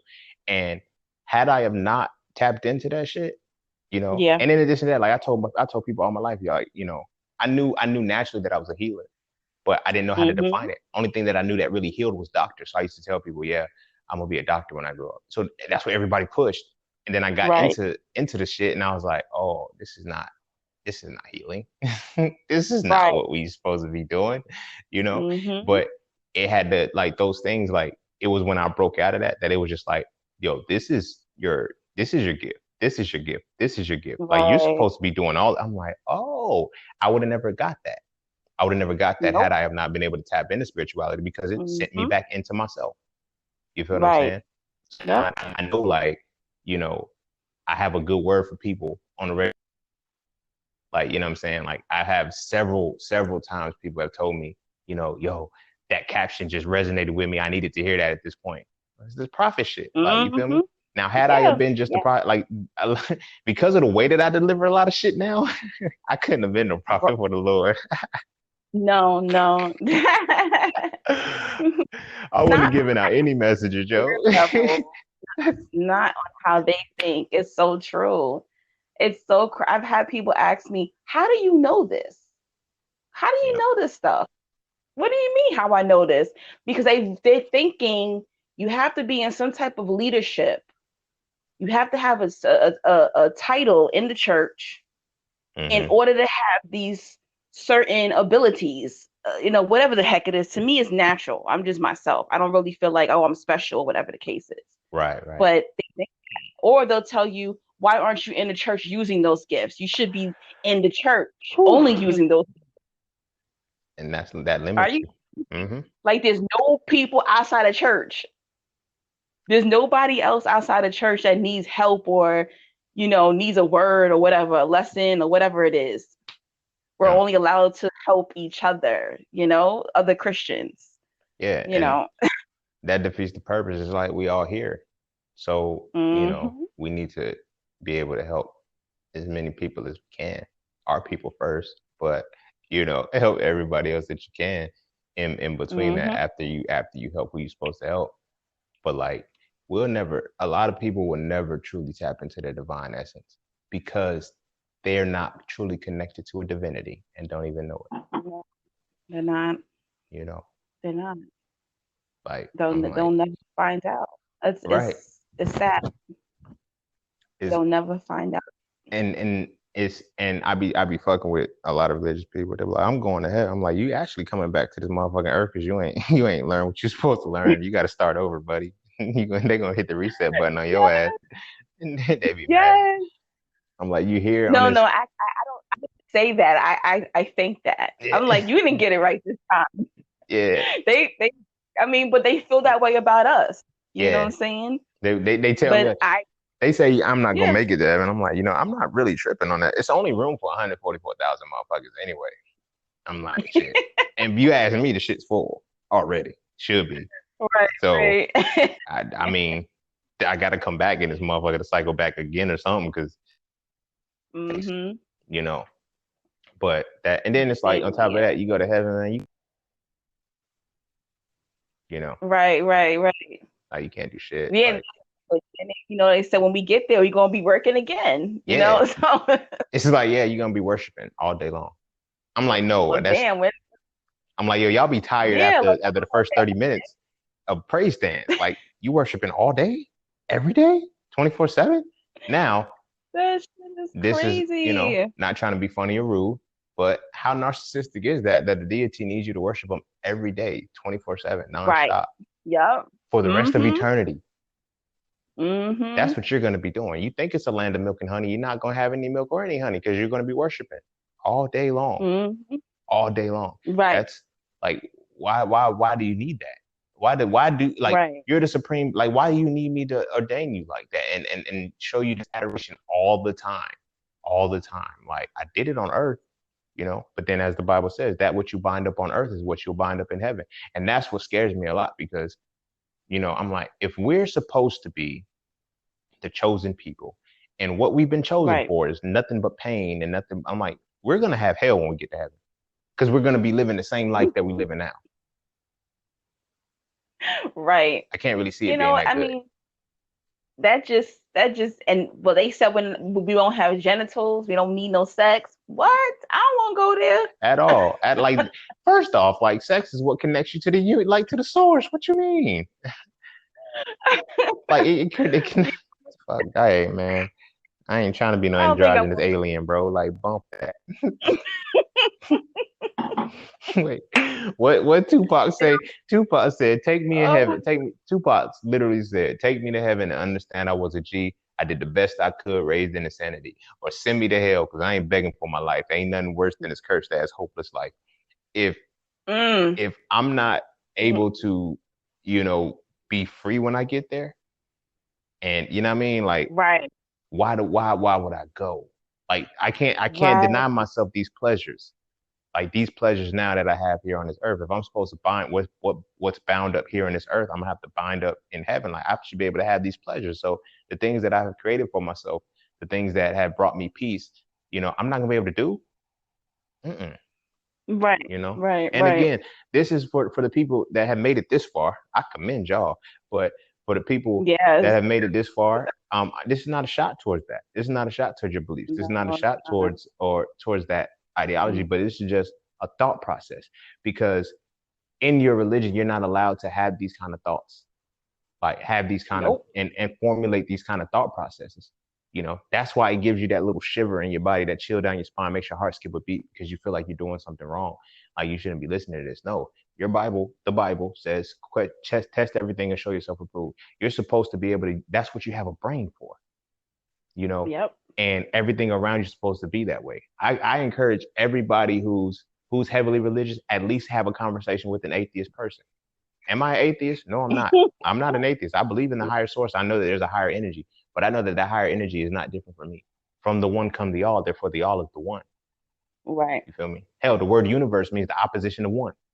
So who's the one? Me. It's the single. The Mhm. universe means Right. my duality. As above, so below, as within, so without. These are all the balancing principles that we're supposed to be having. But religion ain't gonna teach you that. Now, if you study your religion and you go back into when it was created, the Hebrew languages and stuff like that, you'll see how magical, pun intended, it really is. Like you'll start to see Mm-hmm. the 22 letters of the Hebrew alphabet, how they correlate to tarot and astrology. You start to see different things, but then you go back and you see how the Hebrews, Moses did it. He took that was some scandalous shit. I ain't gonna front. The funny thing about the Bible is one of the Ten Commandments, thou shalt not steal, and Moses stole the Ten Commandments from the 42 laws of Right. Ma'at. So Right. it's like, bruh, like, come on. How do you steal when you say we ain't supposed to steal? Too You many know? contradictions. Yeah. So it's Oh, like, here. I gotta say this. Let me say this. handle your business. This drives me crazy. It says, we're made in God's image, right? So that should mean that if we're not, if we shouldn't consider ourselves gods and goddesses. Hmm. Um, and their God has power, right? You mean to tell me I don't have any power either? No, of I course don't. not. I don't. It's amazing to me. So okay, so the people in the Bible, he's splitting the Red Sea. The Nile is turning into blood. The staff turns into a snake. But yet, if somebody's doing hoodoo or voodoo or something like that, what's the Mm, difference? talk about it. What's the difference? If I can look at you and tell you you got this particular spirit on you, this is going to happen to you in 30 days. Oh, I'm a witch now? Talk that shit, yeah. But you told me I was made in his image? Yeah. Oh, I'm not allowed to have powers because I'm not in the church? But you don't have any though, you in a church. Yeah. And they're not And I'm able to getting tap I'm into them. getting powers from your red tail horn devil. Yeah. Okay.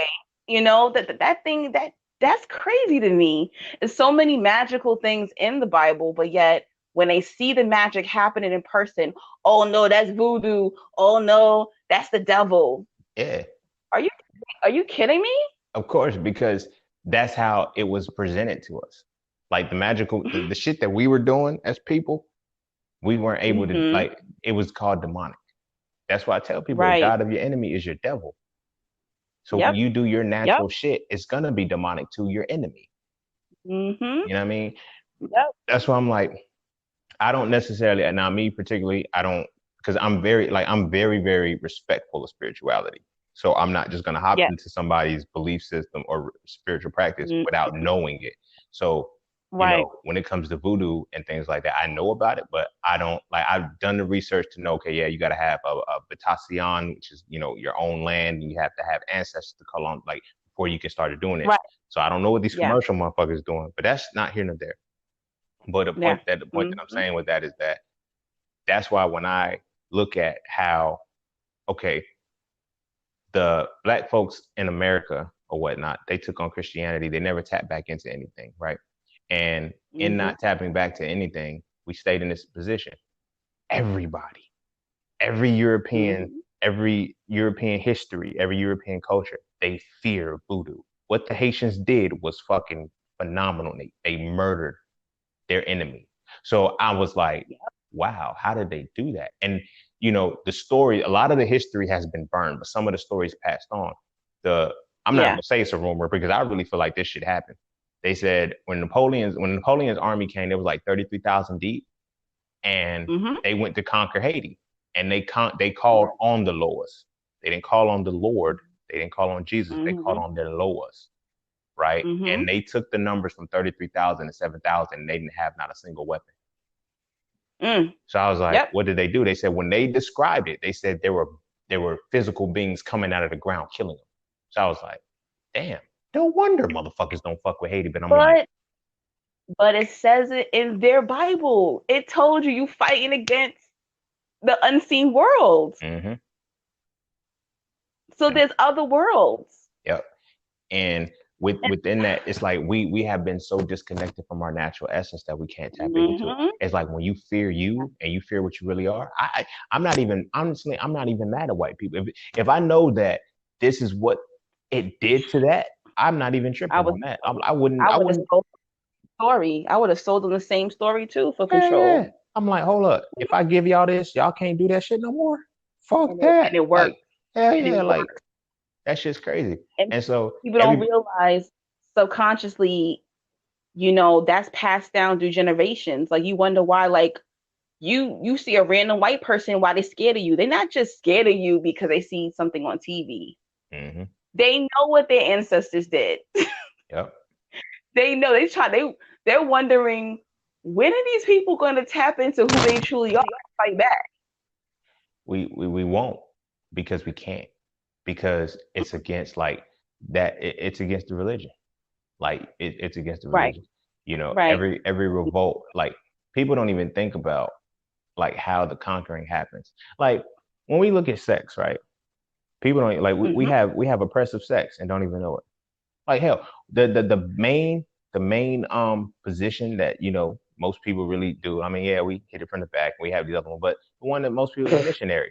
Why is missionary called that? Because the missionaries were raping the women, and that's the position they were in. They were domineering them. Mm-hmm. Like missionary sex is rape, low key. You feel what I'm saying? And that Mm-hmm. it took that connection and then going back into studying like first off, Adam had a wife before Eve. They took that shit out the book. But Adam's first wife was Lilith. And as crazy as the story, like people they be like, yo, Lilith was the queen of the demons and God banished her for this, that, and the third. And that made me wonder, like, why? Because when you actually read the story, the whole reason why Lilith was bad and why Adam didn't want her anymore is because Adam wanted to be on top and she didn't want him to be. And Mm-hmm. biologically and logically, it all makes sense. When the penis is erect, it goes straight up. So I would imagine that a woman is on top. I mean, Okay. I can see how that I makes never sense. thought about that. You I feel what I'm never saying? thought about that. Like Right. penis goes straight up when it's erect, and it's a reason for that. Like when we look at our ancestral thing, like I see hieroglyphics and shit on the walls. The men were usually on the bottom, and the woman was on top, mounted on them. And I said, oh, that kind of makes sense. You feel me? And That then does make Lilith, she got banned because Adam said she didn't want to get on top. Like he wanted to be on top. She was like, no, you don't get on top. You're the man. The fuck? Like no. But Eve was a submissive one. Eve was the one who laid on her back. Like a lot of this shit is so ingrained and we say it so subconsciously we don't even know it. Like when women, sense. when older women are insulting younger women, they say, "What, you always laying on your back?" Right. That's so true. We don't even Mm-hmm. we don't even catch to the shit, the subtle shit that we say that we know we're talking about. We don't even know nothing about. Like when you trying You're gonna to, have a you feel me? When women are undermining young, like you always laying on your back. That's so true. You're gonna have a lot of women like, I ain't getting on my back no more. Now, They're gonna be like, I'm riding tonight. nah, their knees gonna start hurting and shit. They ain't always complaining. See Meg the Stallion needs the shit. But it's You got it's one, like it's real shit. Our ancestors had a different connection with that, and so we took on a lot of the oppression, and we do a lot of oppressive shit. It's why we can't see the good in ourselves. We can't see ourselves as better people. We can't see that higher essence within Mhm. ourselves solely because of that. If you believe that you started off as a slave, that's where you're gonna stay. Everything is an accomplishment at Yeah. that point. You feel me? Graduating from high school Um, is an accomplishment if you came from a slave. so let me ask you, because we were getting on the whole sex topic. Hmm. When you were religious, were you more promiscuous than when you became spiritual, so to say? Ironically, hell the fuck yeah. It's crazy. It's really crazy. Like as a religious person, I fucked a lot more. And then when I became Yes. spiritual, I actively practiced celibacy a lot more. You feel what I'm saying? And I think the reason being is because for one, I didn't know anything about like spiritual ties and none of the sexual energies that exchange. So spirituality taught me that and Right. it gave me a different insight to it. But Right. for religion, it was different. I I was fucking a lot. Like it was like my thing was it was I internalized a lot too. Like prior to actually, like I said, studying it and getting heavy into it again, um, I didn't feel the guilt and the shame that I had. But I know Hmm. once I actually got, heavily into it, I started to feel shame. Like the girlfriend that I was with, ironically, we broke up because she cheated on me. And when she Hmm. cheated on me, it was because we were practicing celibacy. But we were practicing celibacy at her request. She was like, "Oh, well, I feel like I'm sinning against God because we're not married." I said, "All right, okay, I will be celibate." I wasn't fucking with nothing, you know what I mean? But then it's Right. like you cheat. So I'm like, this was your shit. You feel me? This was your shit. And now she's like, well, So, God punished me. God punished me. No, that's like this is the karmic law. Like I was a good person. So you had to reap that benefit. Like I could have just said, you know what, right. I don't think I can do it. And like in that time we were selling, I had them throwing it at me still. And I'm like, you know what? I'm with somebody Hmm. and I controlled it. But it's like, how do you request the shit? Under the premise that like that's some powerful that's some very very disrespectful shit to know that you say you don't want to do this because you're sinning against your deity and then you do the very thing that you said like that makes it extra wrong. You know what I Right. mean? Right.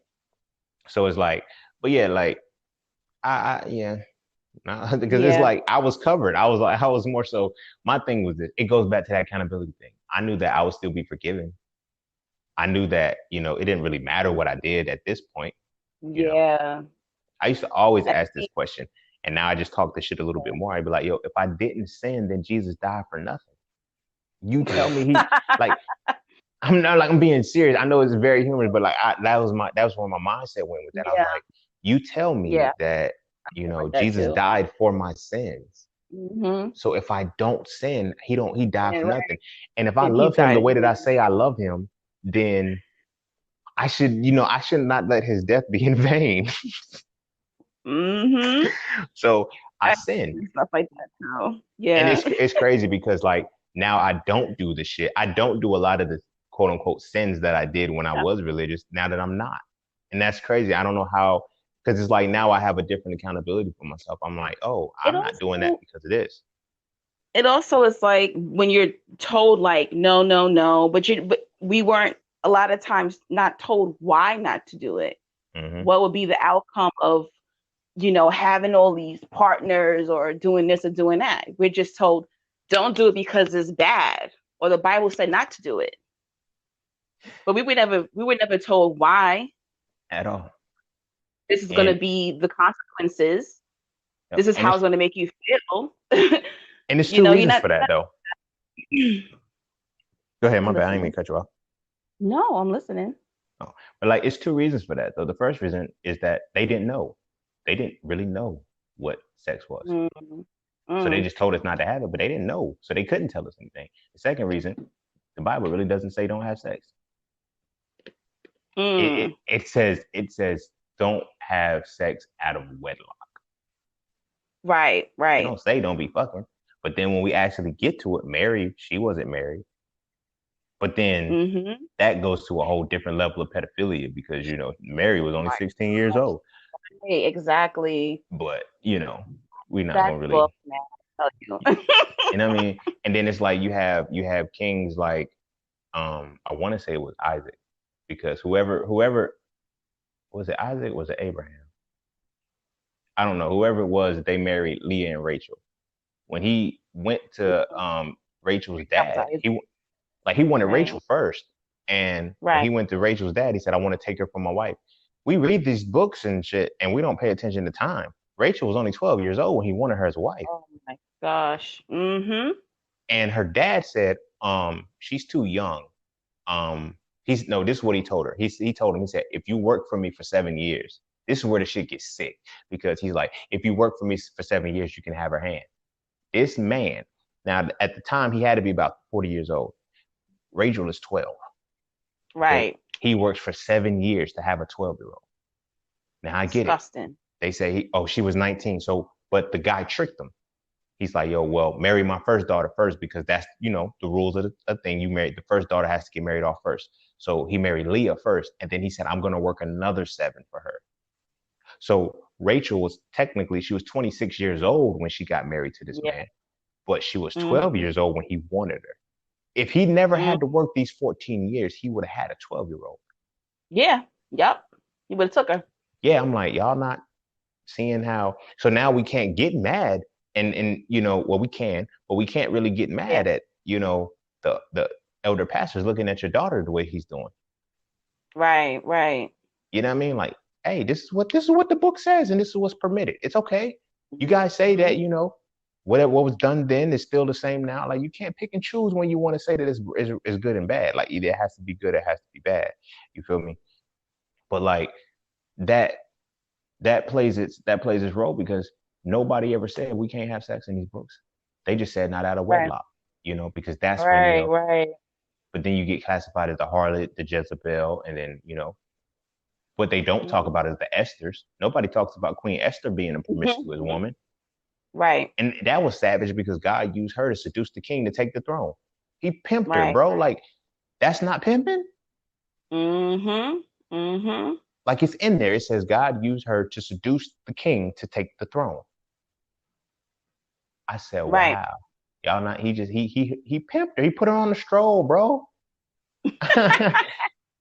Like, let's keep it a buck. Like, that's what he Oh did. God. He put her on a Yeah. fucking stroll. But This I'm book wrong is if I bring that insane. shit up. I'm like, yo, no, she was a Oh queen. yeah. Yes, she was a queen, and I don't give a fuck. Hey, he put Mm-hmm. her on the stroll, and they tell me, well, God can do that. Okay, God's a pimp. Yeah. That's Yeah. that's Definitely. really what he is. He pimped her. He pimped the queen out to take a throne. So I'm like, damn, that's okay. Mm, damn. So sex But ain't bad. She wasn't married to the king. She right. fucked him. She fucked him and took the throne. Yep. You know. So it's like, But for me too, it was the same way. I was more promiscuous when I was in religion. and I think it's more so just the rebellion and it's the human rebellion nature. Like, It you is. tell me I It, can't do it, I'm gonna do it anyway, yep. Yeah. and I'm gonna do And it more. I always felt guilt and shame. Mm-hmm. And I had, like Every I said before, in the last episode about women, how we carry all our energy in our womb. So here I am carrying relationship after relationship, partner after partner, all this shame, all this guilt in my womb, Yep. which, And impacted me in, just depression, emotionally, health wise. It's serious. It yeah, was you real serious. Yeah. you intertwine with that person and you become them, and Mhm. you like you don't even like. When I look back, I can honestly say I was just a body. Like, I had been with so many different women that it was just like, wow, who am I? What am I? Like, I Right. don't feel like, you know what I Mhm. mean? And it was different. Like I was like, this can't be life. This can't be Mm. life. Like bouncing around from all of those different women, and then just, you know, it was cool that I ain't gonna say it was cool, but it wasn't as serious as it was because I had not really internalized a connection with those women. But it was Right. like when I internalized a connection with them, like I remember when shit started getting crazy and I didn't know what happened. I was in a relationship with a very jealous and insecure. Like she would go through my social media and shit. And I used to laugh it off, like, yo, you tripping, bro, chill out. And then one day I was like 3 hours into her honesty box. I was like, I don't know where it came from or what, like it was just a snap. And I was like, bro, what the fuck are you doing? Like Mm, I had got into her Facebook, I was in all of her messages, and I was like, why am I acting like this? And I didn't know. Now in hindsight, I know, oh, that was her energy that you took on. You feel me? You took on that yep. jealous shit. Yep. I ain't never give up because I was that secure in myself at the time. Prior to that, I was like, man, fuck that. Like, I'm a catch. Shit, I ain't worried about you fucking with somebody else. You feel me? Right, right, Like, right, and if you right. do, you can be replaced. Fuck. But when it got to that jealousy and that insecurity part, and I was actually scrolling through her shit and sending Mm-hmm. fake messages to people to see if they was gonna respond back, and I'm like, Mm-hmm. that's not me. Mm-hmm. Who the fuck is it? You feel Yep. me? And I realized who it was. I was You like, yo, I'm became doing all the shit yeah. I'm like you doing all the shit become she did to me. special. Yep. Yep. And it gets bad. Like that's why sex is so like that's why I'm very, very now I'm selectively celibate. Like I'll fuck something if you feel me, but it has to be that came out. I know it came out like real quick. Like No, you feel me? it's But for funny. real, I fuck something if it's like if the time has Wor- been Worthy. there and I know your soul is straight. Yeah, you know, it's different. And it's so funny because when I was in religion, it was like, oh, he's in the church, he's cute. Yeah, I'll fuck with him, you know?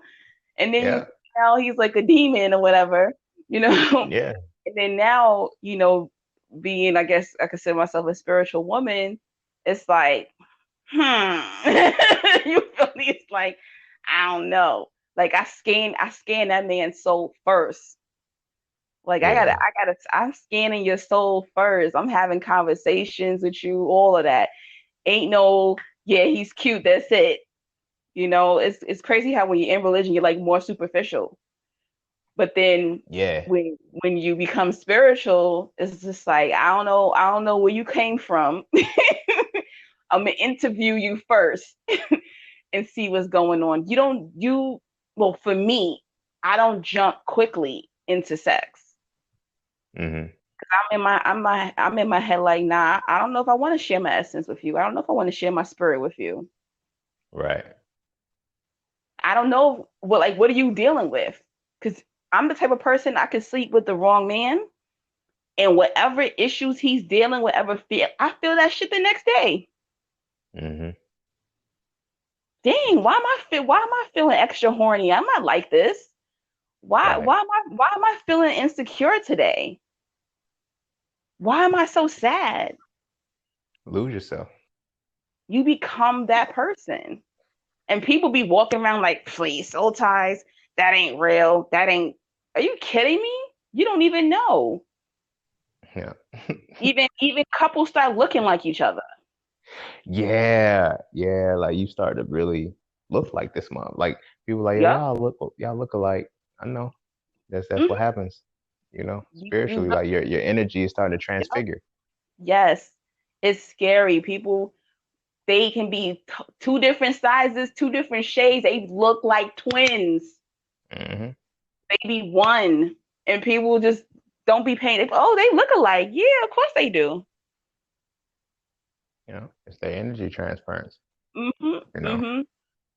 I definitely would say I had a lot more sex when I was religious. A lot more. To me, like what I would consider premarital sex or a sin, if that it does exist, is Mm, being with someone or sleeping with somebody who you know is not right for you spiritually. mm. You feel that. Yeah, you can. Like for me And now, I mean, it's happened within like a year ago where I was like, nah, I messed up here. This is gonna have to be a one time thing.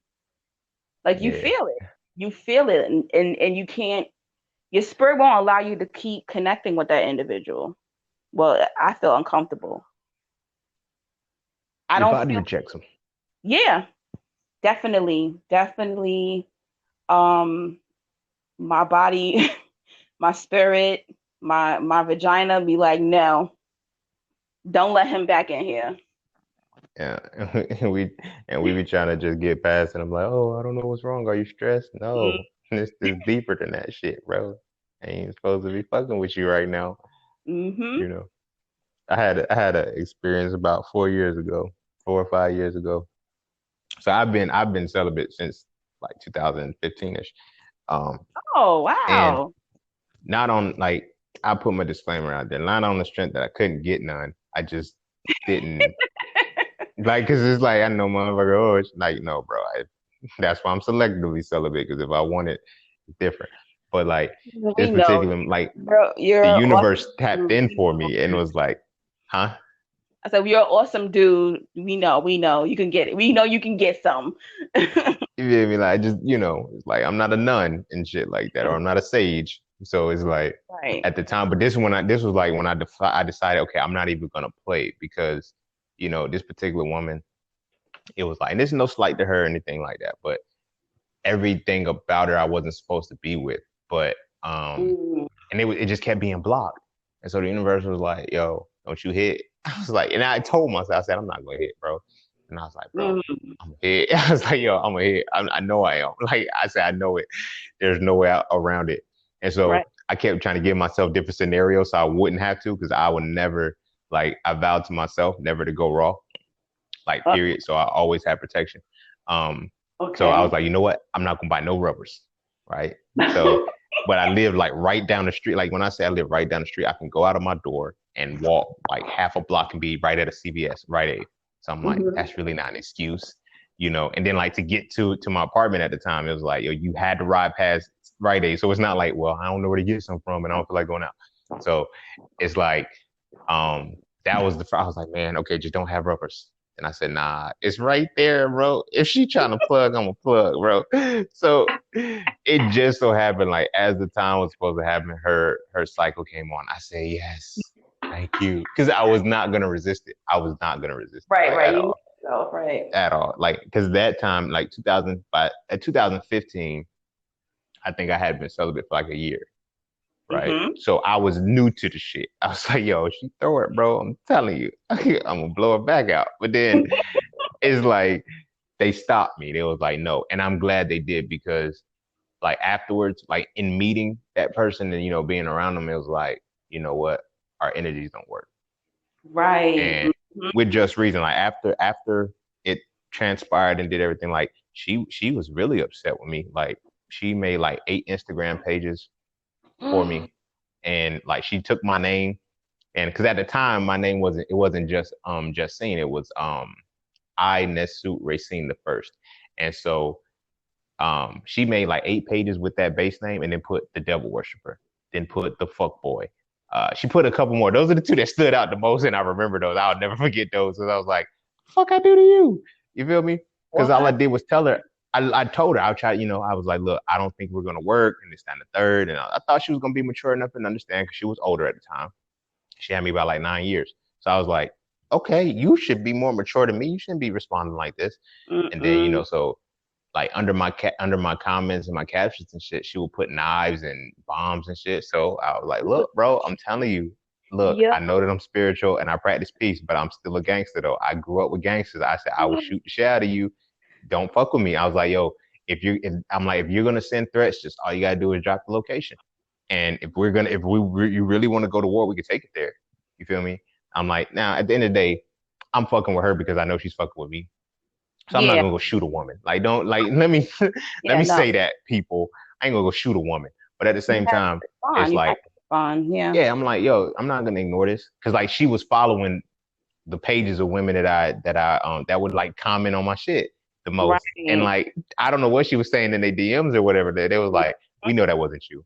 I say, yo, like, why she playing with me, bro? Like, you know, but that's why I'm glad I didn't have sex with her. Sound like it It would have was been definitely a demonic spirit on that woman. And Yeah. these spirits, they get angry when they can't, when they don't accomplish you, they get angry. I've been through that. I had a couple of stalkers, a couple of things have happened to me like that. When that spirit cannot get to you, they go berserk. Yeah. They go And berserk. you gotta let them know. I'm like, look, bro, look, I'm balanced. I'm not righteous. Don't fuck with me, bro. Right, right, right, right. That's Don't fuck with me. crazy. And so ever since then, I said, you know what? I ain't fucking until That like, scared you. nah, That fuck oh, so that. that scared you into. No, I'm just playing. In a sense, I ain't gonna hold you. Yes, it did because I was. Oh, It didn't. I ain't gonna say it scared me. I ain't gonna say it scared me. Hold on. Let me rephrase that. I ain't gonna say it scared me, but it made me more conscious of really not giving myself like that. Really feeling and knowing this person out because hmm once you cross that line, right. that's it. Yeah, That's it. there's. Like I'm now bound to this person. You feel me? And she was doing something like I let her down. I felt like I let her down easy. I was like, look, we're just not in the same space. It's not gonna work out like this, that, and third. And I felt the energy. And then not only that, like I felt that like just the way we were in life, how we responded to problems and shit like that. I was like, yo, where I face problems, you run from them. I don't need that in my life. Like there's nothing wrong with you. That's how you handle them. But you're not built for the type of person I am. After that, she started hating Aries and all of that shit. Oh, I'm like, yo, just boy. don't like me. Don't blame the whole sign for what I did. You feel me? Yeah, Aries or something else though. Can't front. Yeah, I ain't gonna hold you. We do that shit. It's just cause we ain't no bitches though. I ain't saying no other zodiac sign is bitches though, but like we the we're the we're the hotheads for a reason. You Right, know, right, we're the right, initiators. We're impulsive, so it's like that energy is like I can't hold back. I can't right, hold right. back. Like, I'm gonna ram you. Like when I feel like it don't bat me into a corner and make me feel awkward because then it's gonna get real ugly. You're really not gonna like Aries at that point because now I have Everything done by I'm in y'all is defense. felt like it's intense. So when it's really good, it's intense. When it's really bad, it's intense. Yeah, Yeah. it's like a motherfucker. Like this shit is, it is what it is. But after that, I was just like, you know what? I can't just be fucking anymore. Like, That's and I knew, and it that's made it easy because I was hmm already practicing it, but it made it easy. 'Cause I said, man, this is, because I thought back to, times prior to celibacy and how women would act, and I usually be like, yo, it's just good dick, and it's like, no, bro, right, it's a possessive spirit, like right. that's possessive energy. They don't Mhm. want to let that go because of what comes with it, and I'm like, nah, I'm not fucking with that. And then it's like I got to deal with jealousy and shit, and it was weird because I would get that kind of energy from women I had not even had sex with yet. So I said, nah, I'm not fucking you. Mhm. I ain't fucking you, yo. Because if I fuck you, then it's not gonna be good. Like that's just gonna multiply. Right, Feel me? right. So now it's more so just remaining selective to what energy works with me, Mhm. and it just at this point, no energy has worked enough for that. Because I'm like, yo, my dick is special. I be motherfuckers better know. Hey, to my brothers out there, look, ain't nothing wrong with feeling this way. All right, you ain't gotta fuck everything. You ain't gotta be slinging your dick just because she busted open for you and she want it. Your dick is special. My dick is Mhm. special, and I hold that standard to that shit. I'm not fucking with anything because it's like no, like the fuck, are you worthy of this dick? You got to be kidding me. Right, You better know, because it's like we gotta hold that as men. We gotta hold that same standard because women hold us to that standard too. Some, you right, know, right. they're like, yo, this is special, so you have to work for it. Make these women work for it, bro. It's always gonna be better. The ones that gotta work for you too, it's gonna be better. But you know, make it like I'm not saying play with them and be on a goose chase, like on no shit like that. But don't just be out here slinging dick anymore, bro. It's 2020 and we're different. Yo, we tapping into divine masculinity and shit now. So you gotta Right. know, this shit's special. I think when I was religious, sex, I was like a slave to it. You know what I'm saying? I couldn't control not wanting, not being able to not get it. You know what I'm saying? Like I had, it was something I had to have, whether I was in a Hmm. relationship or not. I had always had somebody. It Right. wasn't until I became spiritual where I was able to control that. Where it's like, whatever. Next thing I know, I looked up, Hmm. was like, I didn't like consciously say, oh, I'm gonna go celibate, no, it just naturally happened because I no longer was entertaining fuckboys. I Mm, was no longer once you know like your worth, once you're aware of soul ties and spirits and all that stuff, you're not gonna just take whoever comes to you. So I looked up and I was like, oh shit, a whole year passed. I ain't had nothing in a year. Okay. right. So it naturally happened. So in my 30s, I'm gonna say I haven't had much sex in my 30s, but I'm okay with that. Yeah, I ain't had any in my 30s. Oh man, you just turned 30 like I yesterday. know, I know, I know. Baby. Okay. I Oh, ain't had none in my 30s funny. yet. Funny. I had enough in my 20s though to hold me over. Yeah, from your stories, definitely it sounds like that. I feel the same way. I feel like I did too much. Like I did way too much. But I would say in my 30s, I haven't had a lot of sex, but I've had good sex. Like I don't feel I had Mm, good sex in my 20s. In my 20s, it was more like it was just like, oh, lustful, freaky, or whatever, doing all these stupid things. But good mm, sex, meaning like in my 30s, where it's like mentally, physically, spiritually, we talking tantric, all that shit, like different levels, yeah. different levels to it. Like being able to be myself with, those particular individuals. This is on a different level. It's like I want that all the time. So if I gotta wait, I'm gonna wait. You know, Hmm. yeah. But I'm not celibate right now. But whatever I'm doing, I ain't gonna put my business out there. Hey, you grown. Ain't gotta explain shit to nobody. Because people, Shit. the people be listening. But I just want to say, like, if I do and when I do, it's done correctly. Right, That person right, is on my level, spiritually, mentally, all of that. And there's no right, shame and there's no guilt at all because I'm right. not just gonna let just anybody inside my temple. It's just not gonna happen.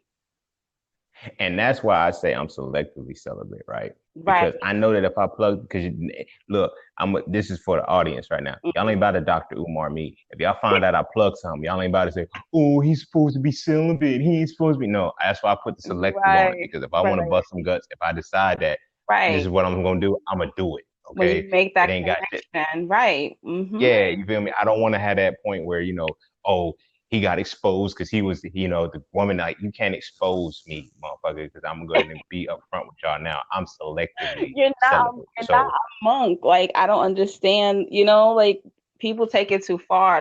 They put you on that pedestal.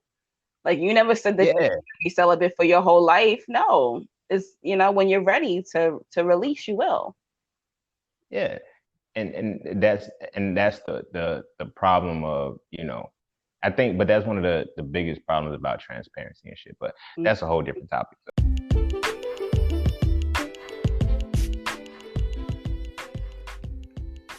And don't forget to take a moment to go get your exclusive merchandise from Just Scenes merch. At Just Scenes, each piece is specifically crafted with positive imagery and symbolism. From the titles and designs to the descriptions, each style gives you something to feel great about. With everything from hoodies and tees to coffee mugs and tote bags, we have something for the entire family. So be sure to get yours today. Find us on Instagram at Just Scenes merch and get your merchandise right now.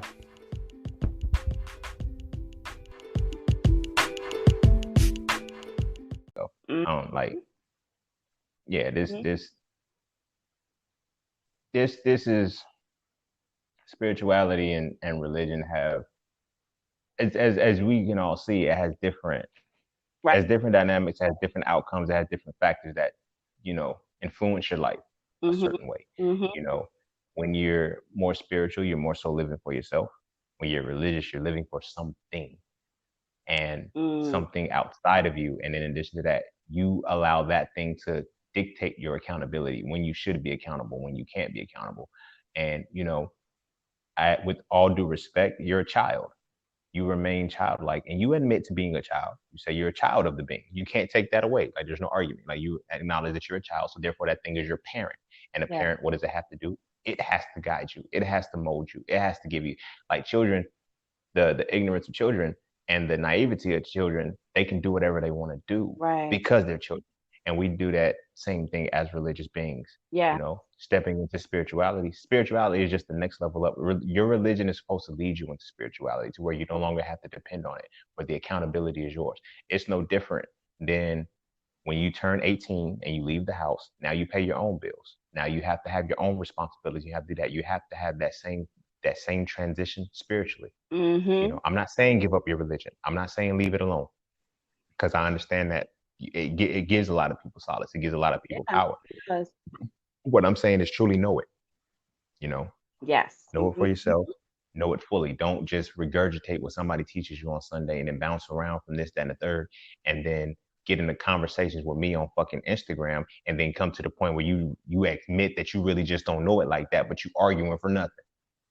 That's childlike shit. That's childish shit. You're acting like a child when you do that. Right. All right.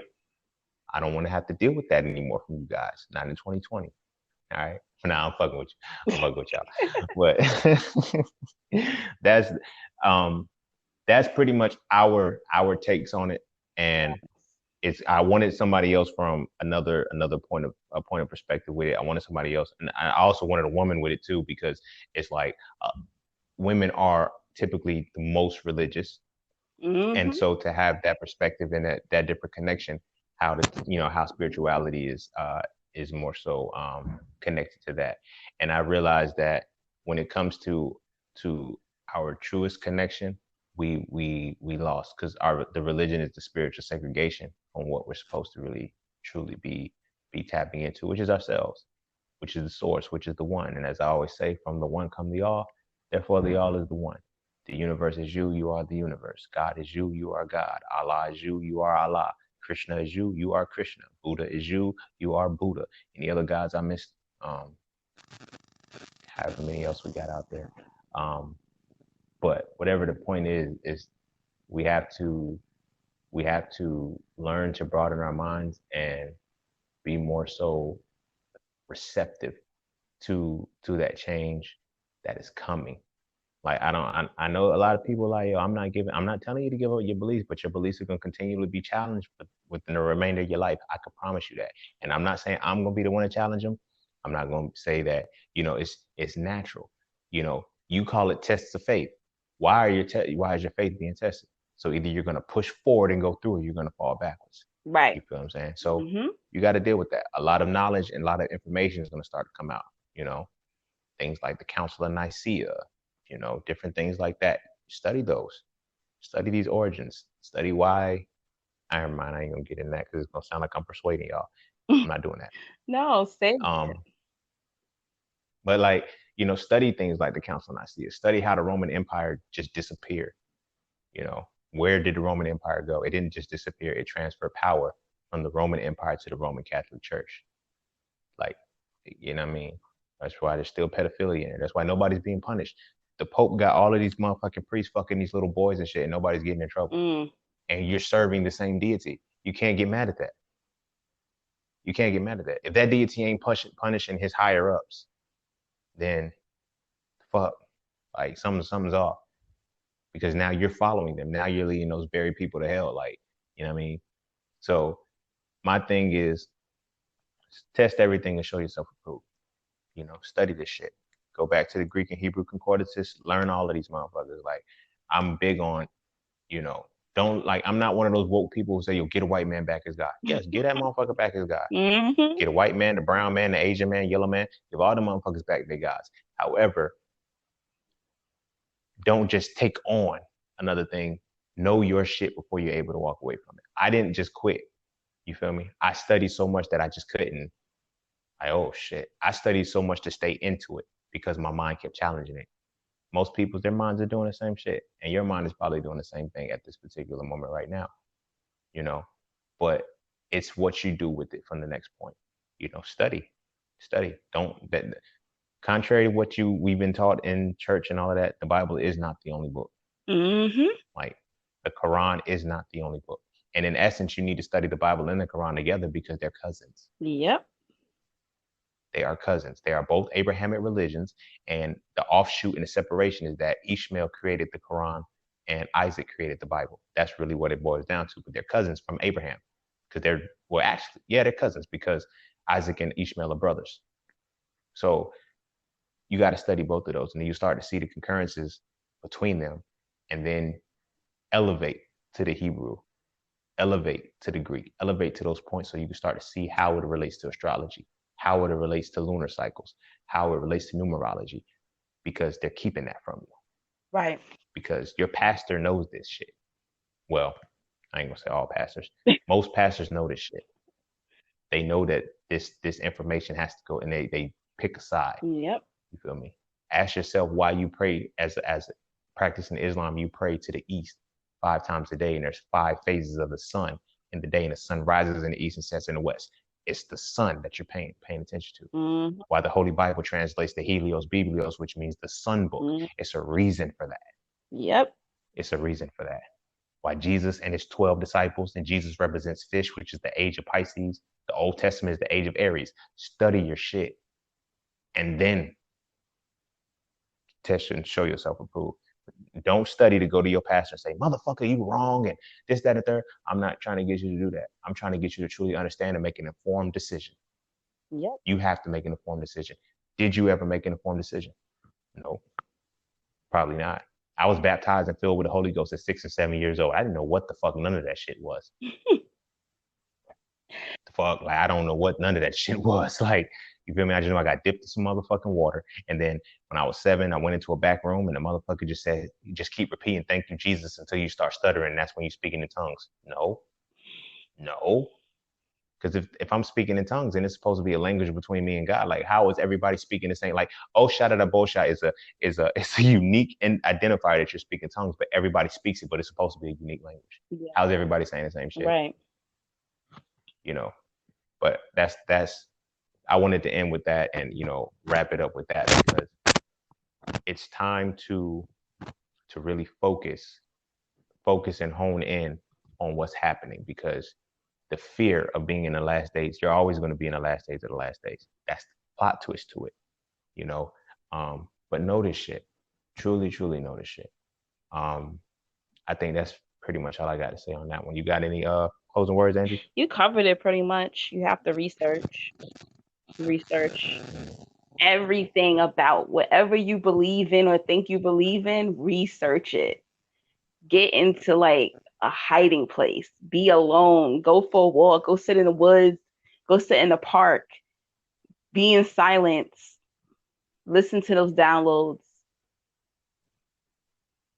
Grow a relationship with yourself. Mm-hmm. Cut the TV off.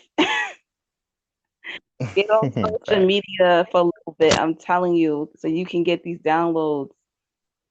Go on a fast if you need to,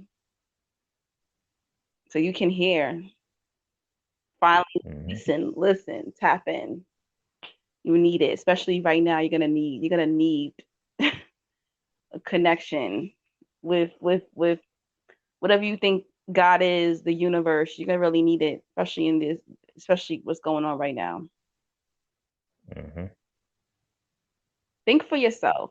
For the first time in your life, and it can be scary, but for the first time in your life, what do I actually believe? Question yourself: is everything that I'm believing, was it taught to me, or is it coming from myself? It's scary, and if there's anybody out there who is like, this got you pumped, like, yo, I'm leaving religion. I'm letting you know right now, you better be ready for it, because it's going to be war. Yeah. Your lover, your family, your neighbors, you're going to have people telling you you're going to hell. You're a witch. You're a devil worshiper. You have to be strong. This ain't for everybody. There's people who run back to the church. Mm-hmm. But once you leave or once you're awakened, you're never going to be able to feel comfortable back there anyway. So keep moving. Don't look back. Yeah. Don't look back. This supposed God that you believe in, you will be blessed. Keep moving forward. You will end up in your purpose. Every time. Yep. Get in alignment. Being in these religions, you know, like I say, I'm not knocking anybody because I do believe that it can help people. Religion can help people, and people do need structure. But think for yourself. For the first time in your life, you want something, you want a task for 2020, think for yourself for the first time in your life. I'm telling you. It will open up the doors to so many different things about yourself.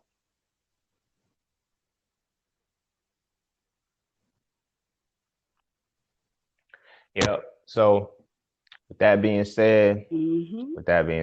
I appreciate all of the time y'all took out for this one. Yes. Our bad. Our bad. It was a You know. lot. We didn't even cover Um, everything either. It was a lot. yeah, we missed a few. Well, I mean, we hit it, but we didn't get a lot of Yeah. the last few things we just had was soul ties, relationship, and sex. So we didn't get Hmm. heavy into it, but a lot of that we covered in the last one we did. So Right. they can check that out too. Hmm. Go ahead and throw your plugs out. You know, the floor is on you. I'm not gonna plug myself today. I just want everybody to just work on themselves, get closer with your creator and yourself. Um, and you can find my book, Woman is a Poetry Book, on Amazon under the name Angelique Renee. And you can find me on IG under Metaphysical Goddess. Thank you for allowing me to use your platform because not only like, this was good for me too. Like it was a good way for me to get out my truth. So thank you so much for sharing your platform with me twice. Twice. I think we besties now. You know it. Thank you so much. It's an honor. Like you're amazing. I got so much great feedback from friends and family about you. So just know that you doing the Lord's work. No, I'm just kidding. You're doing amazing work, and thank you so much.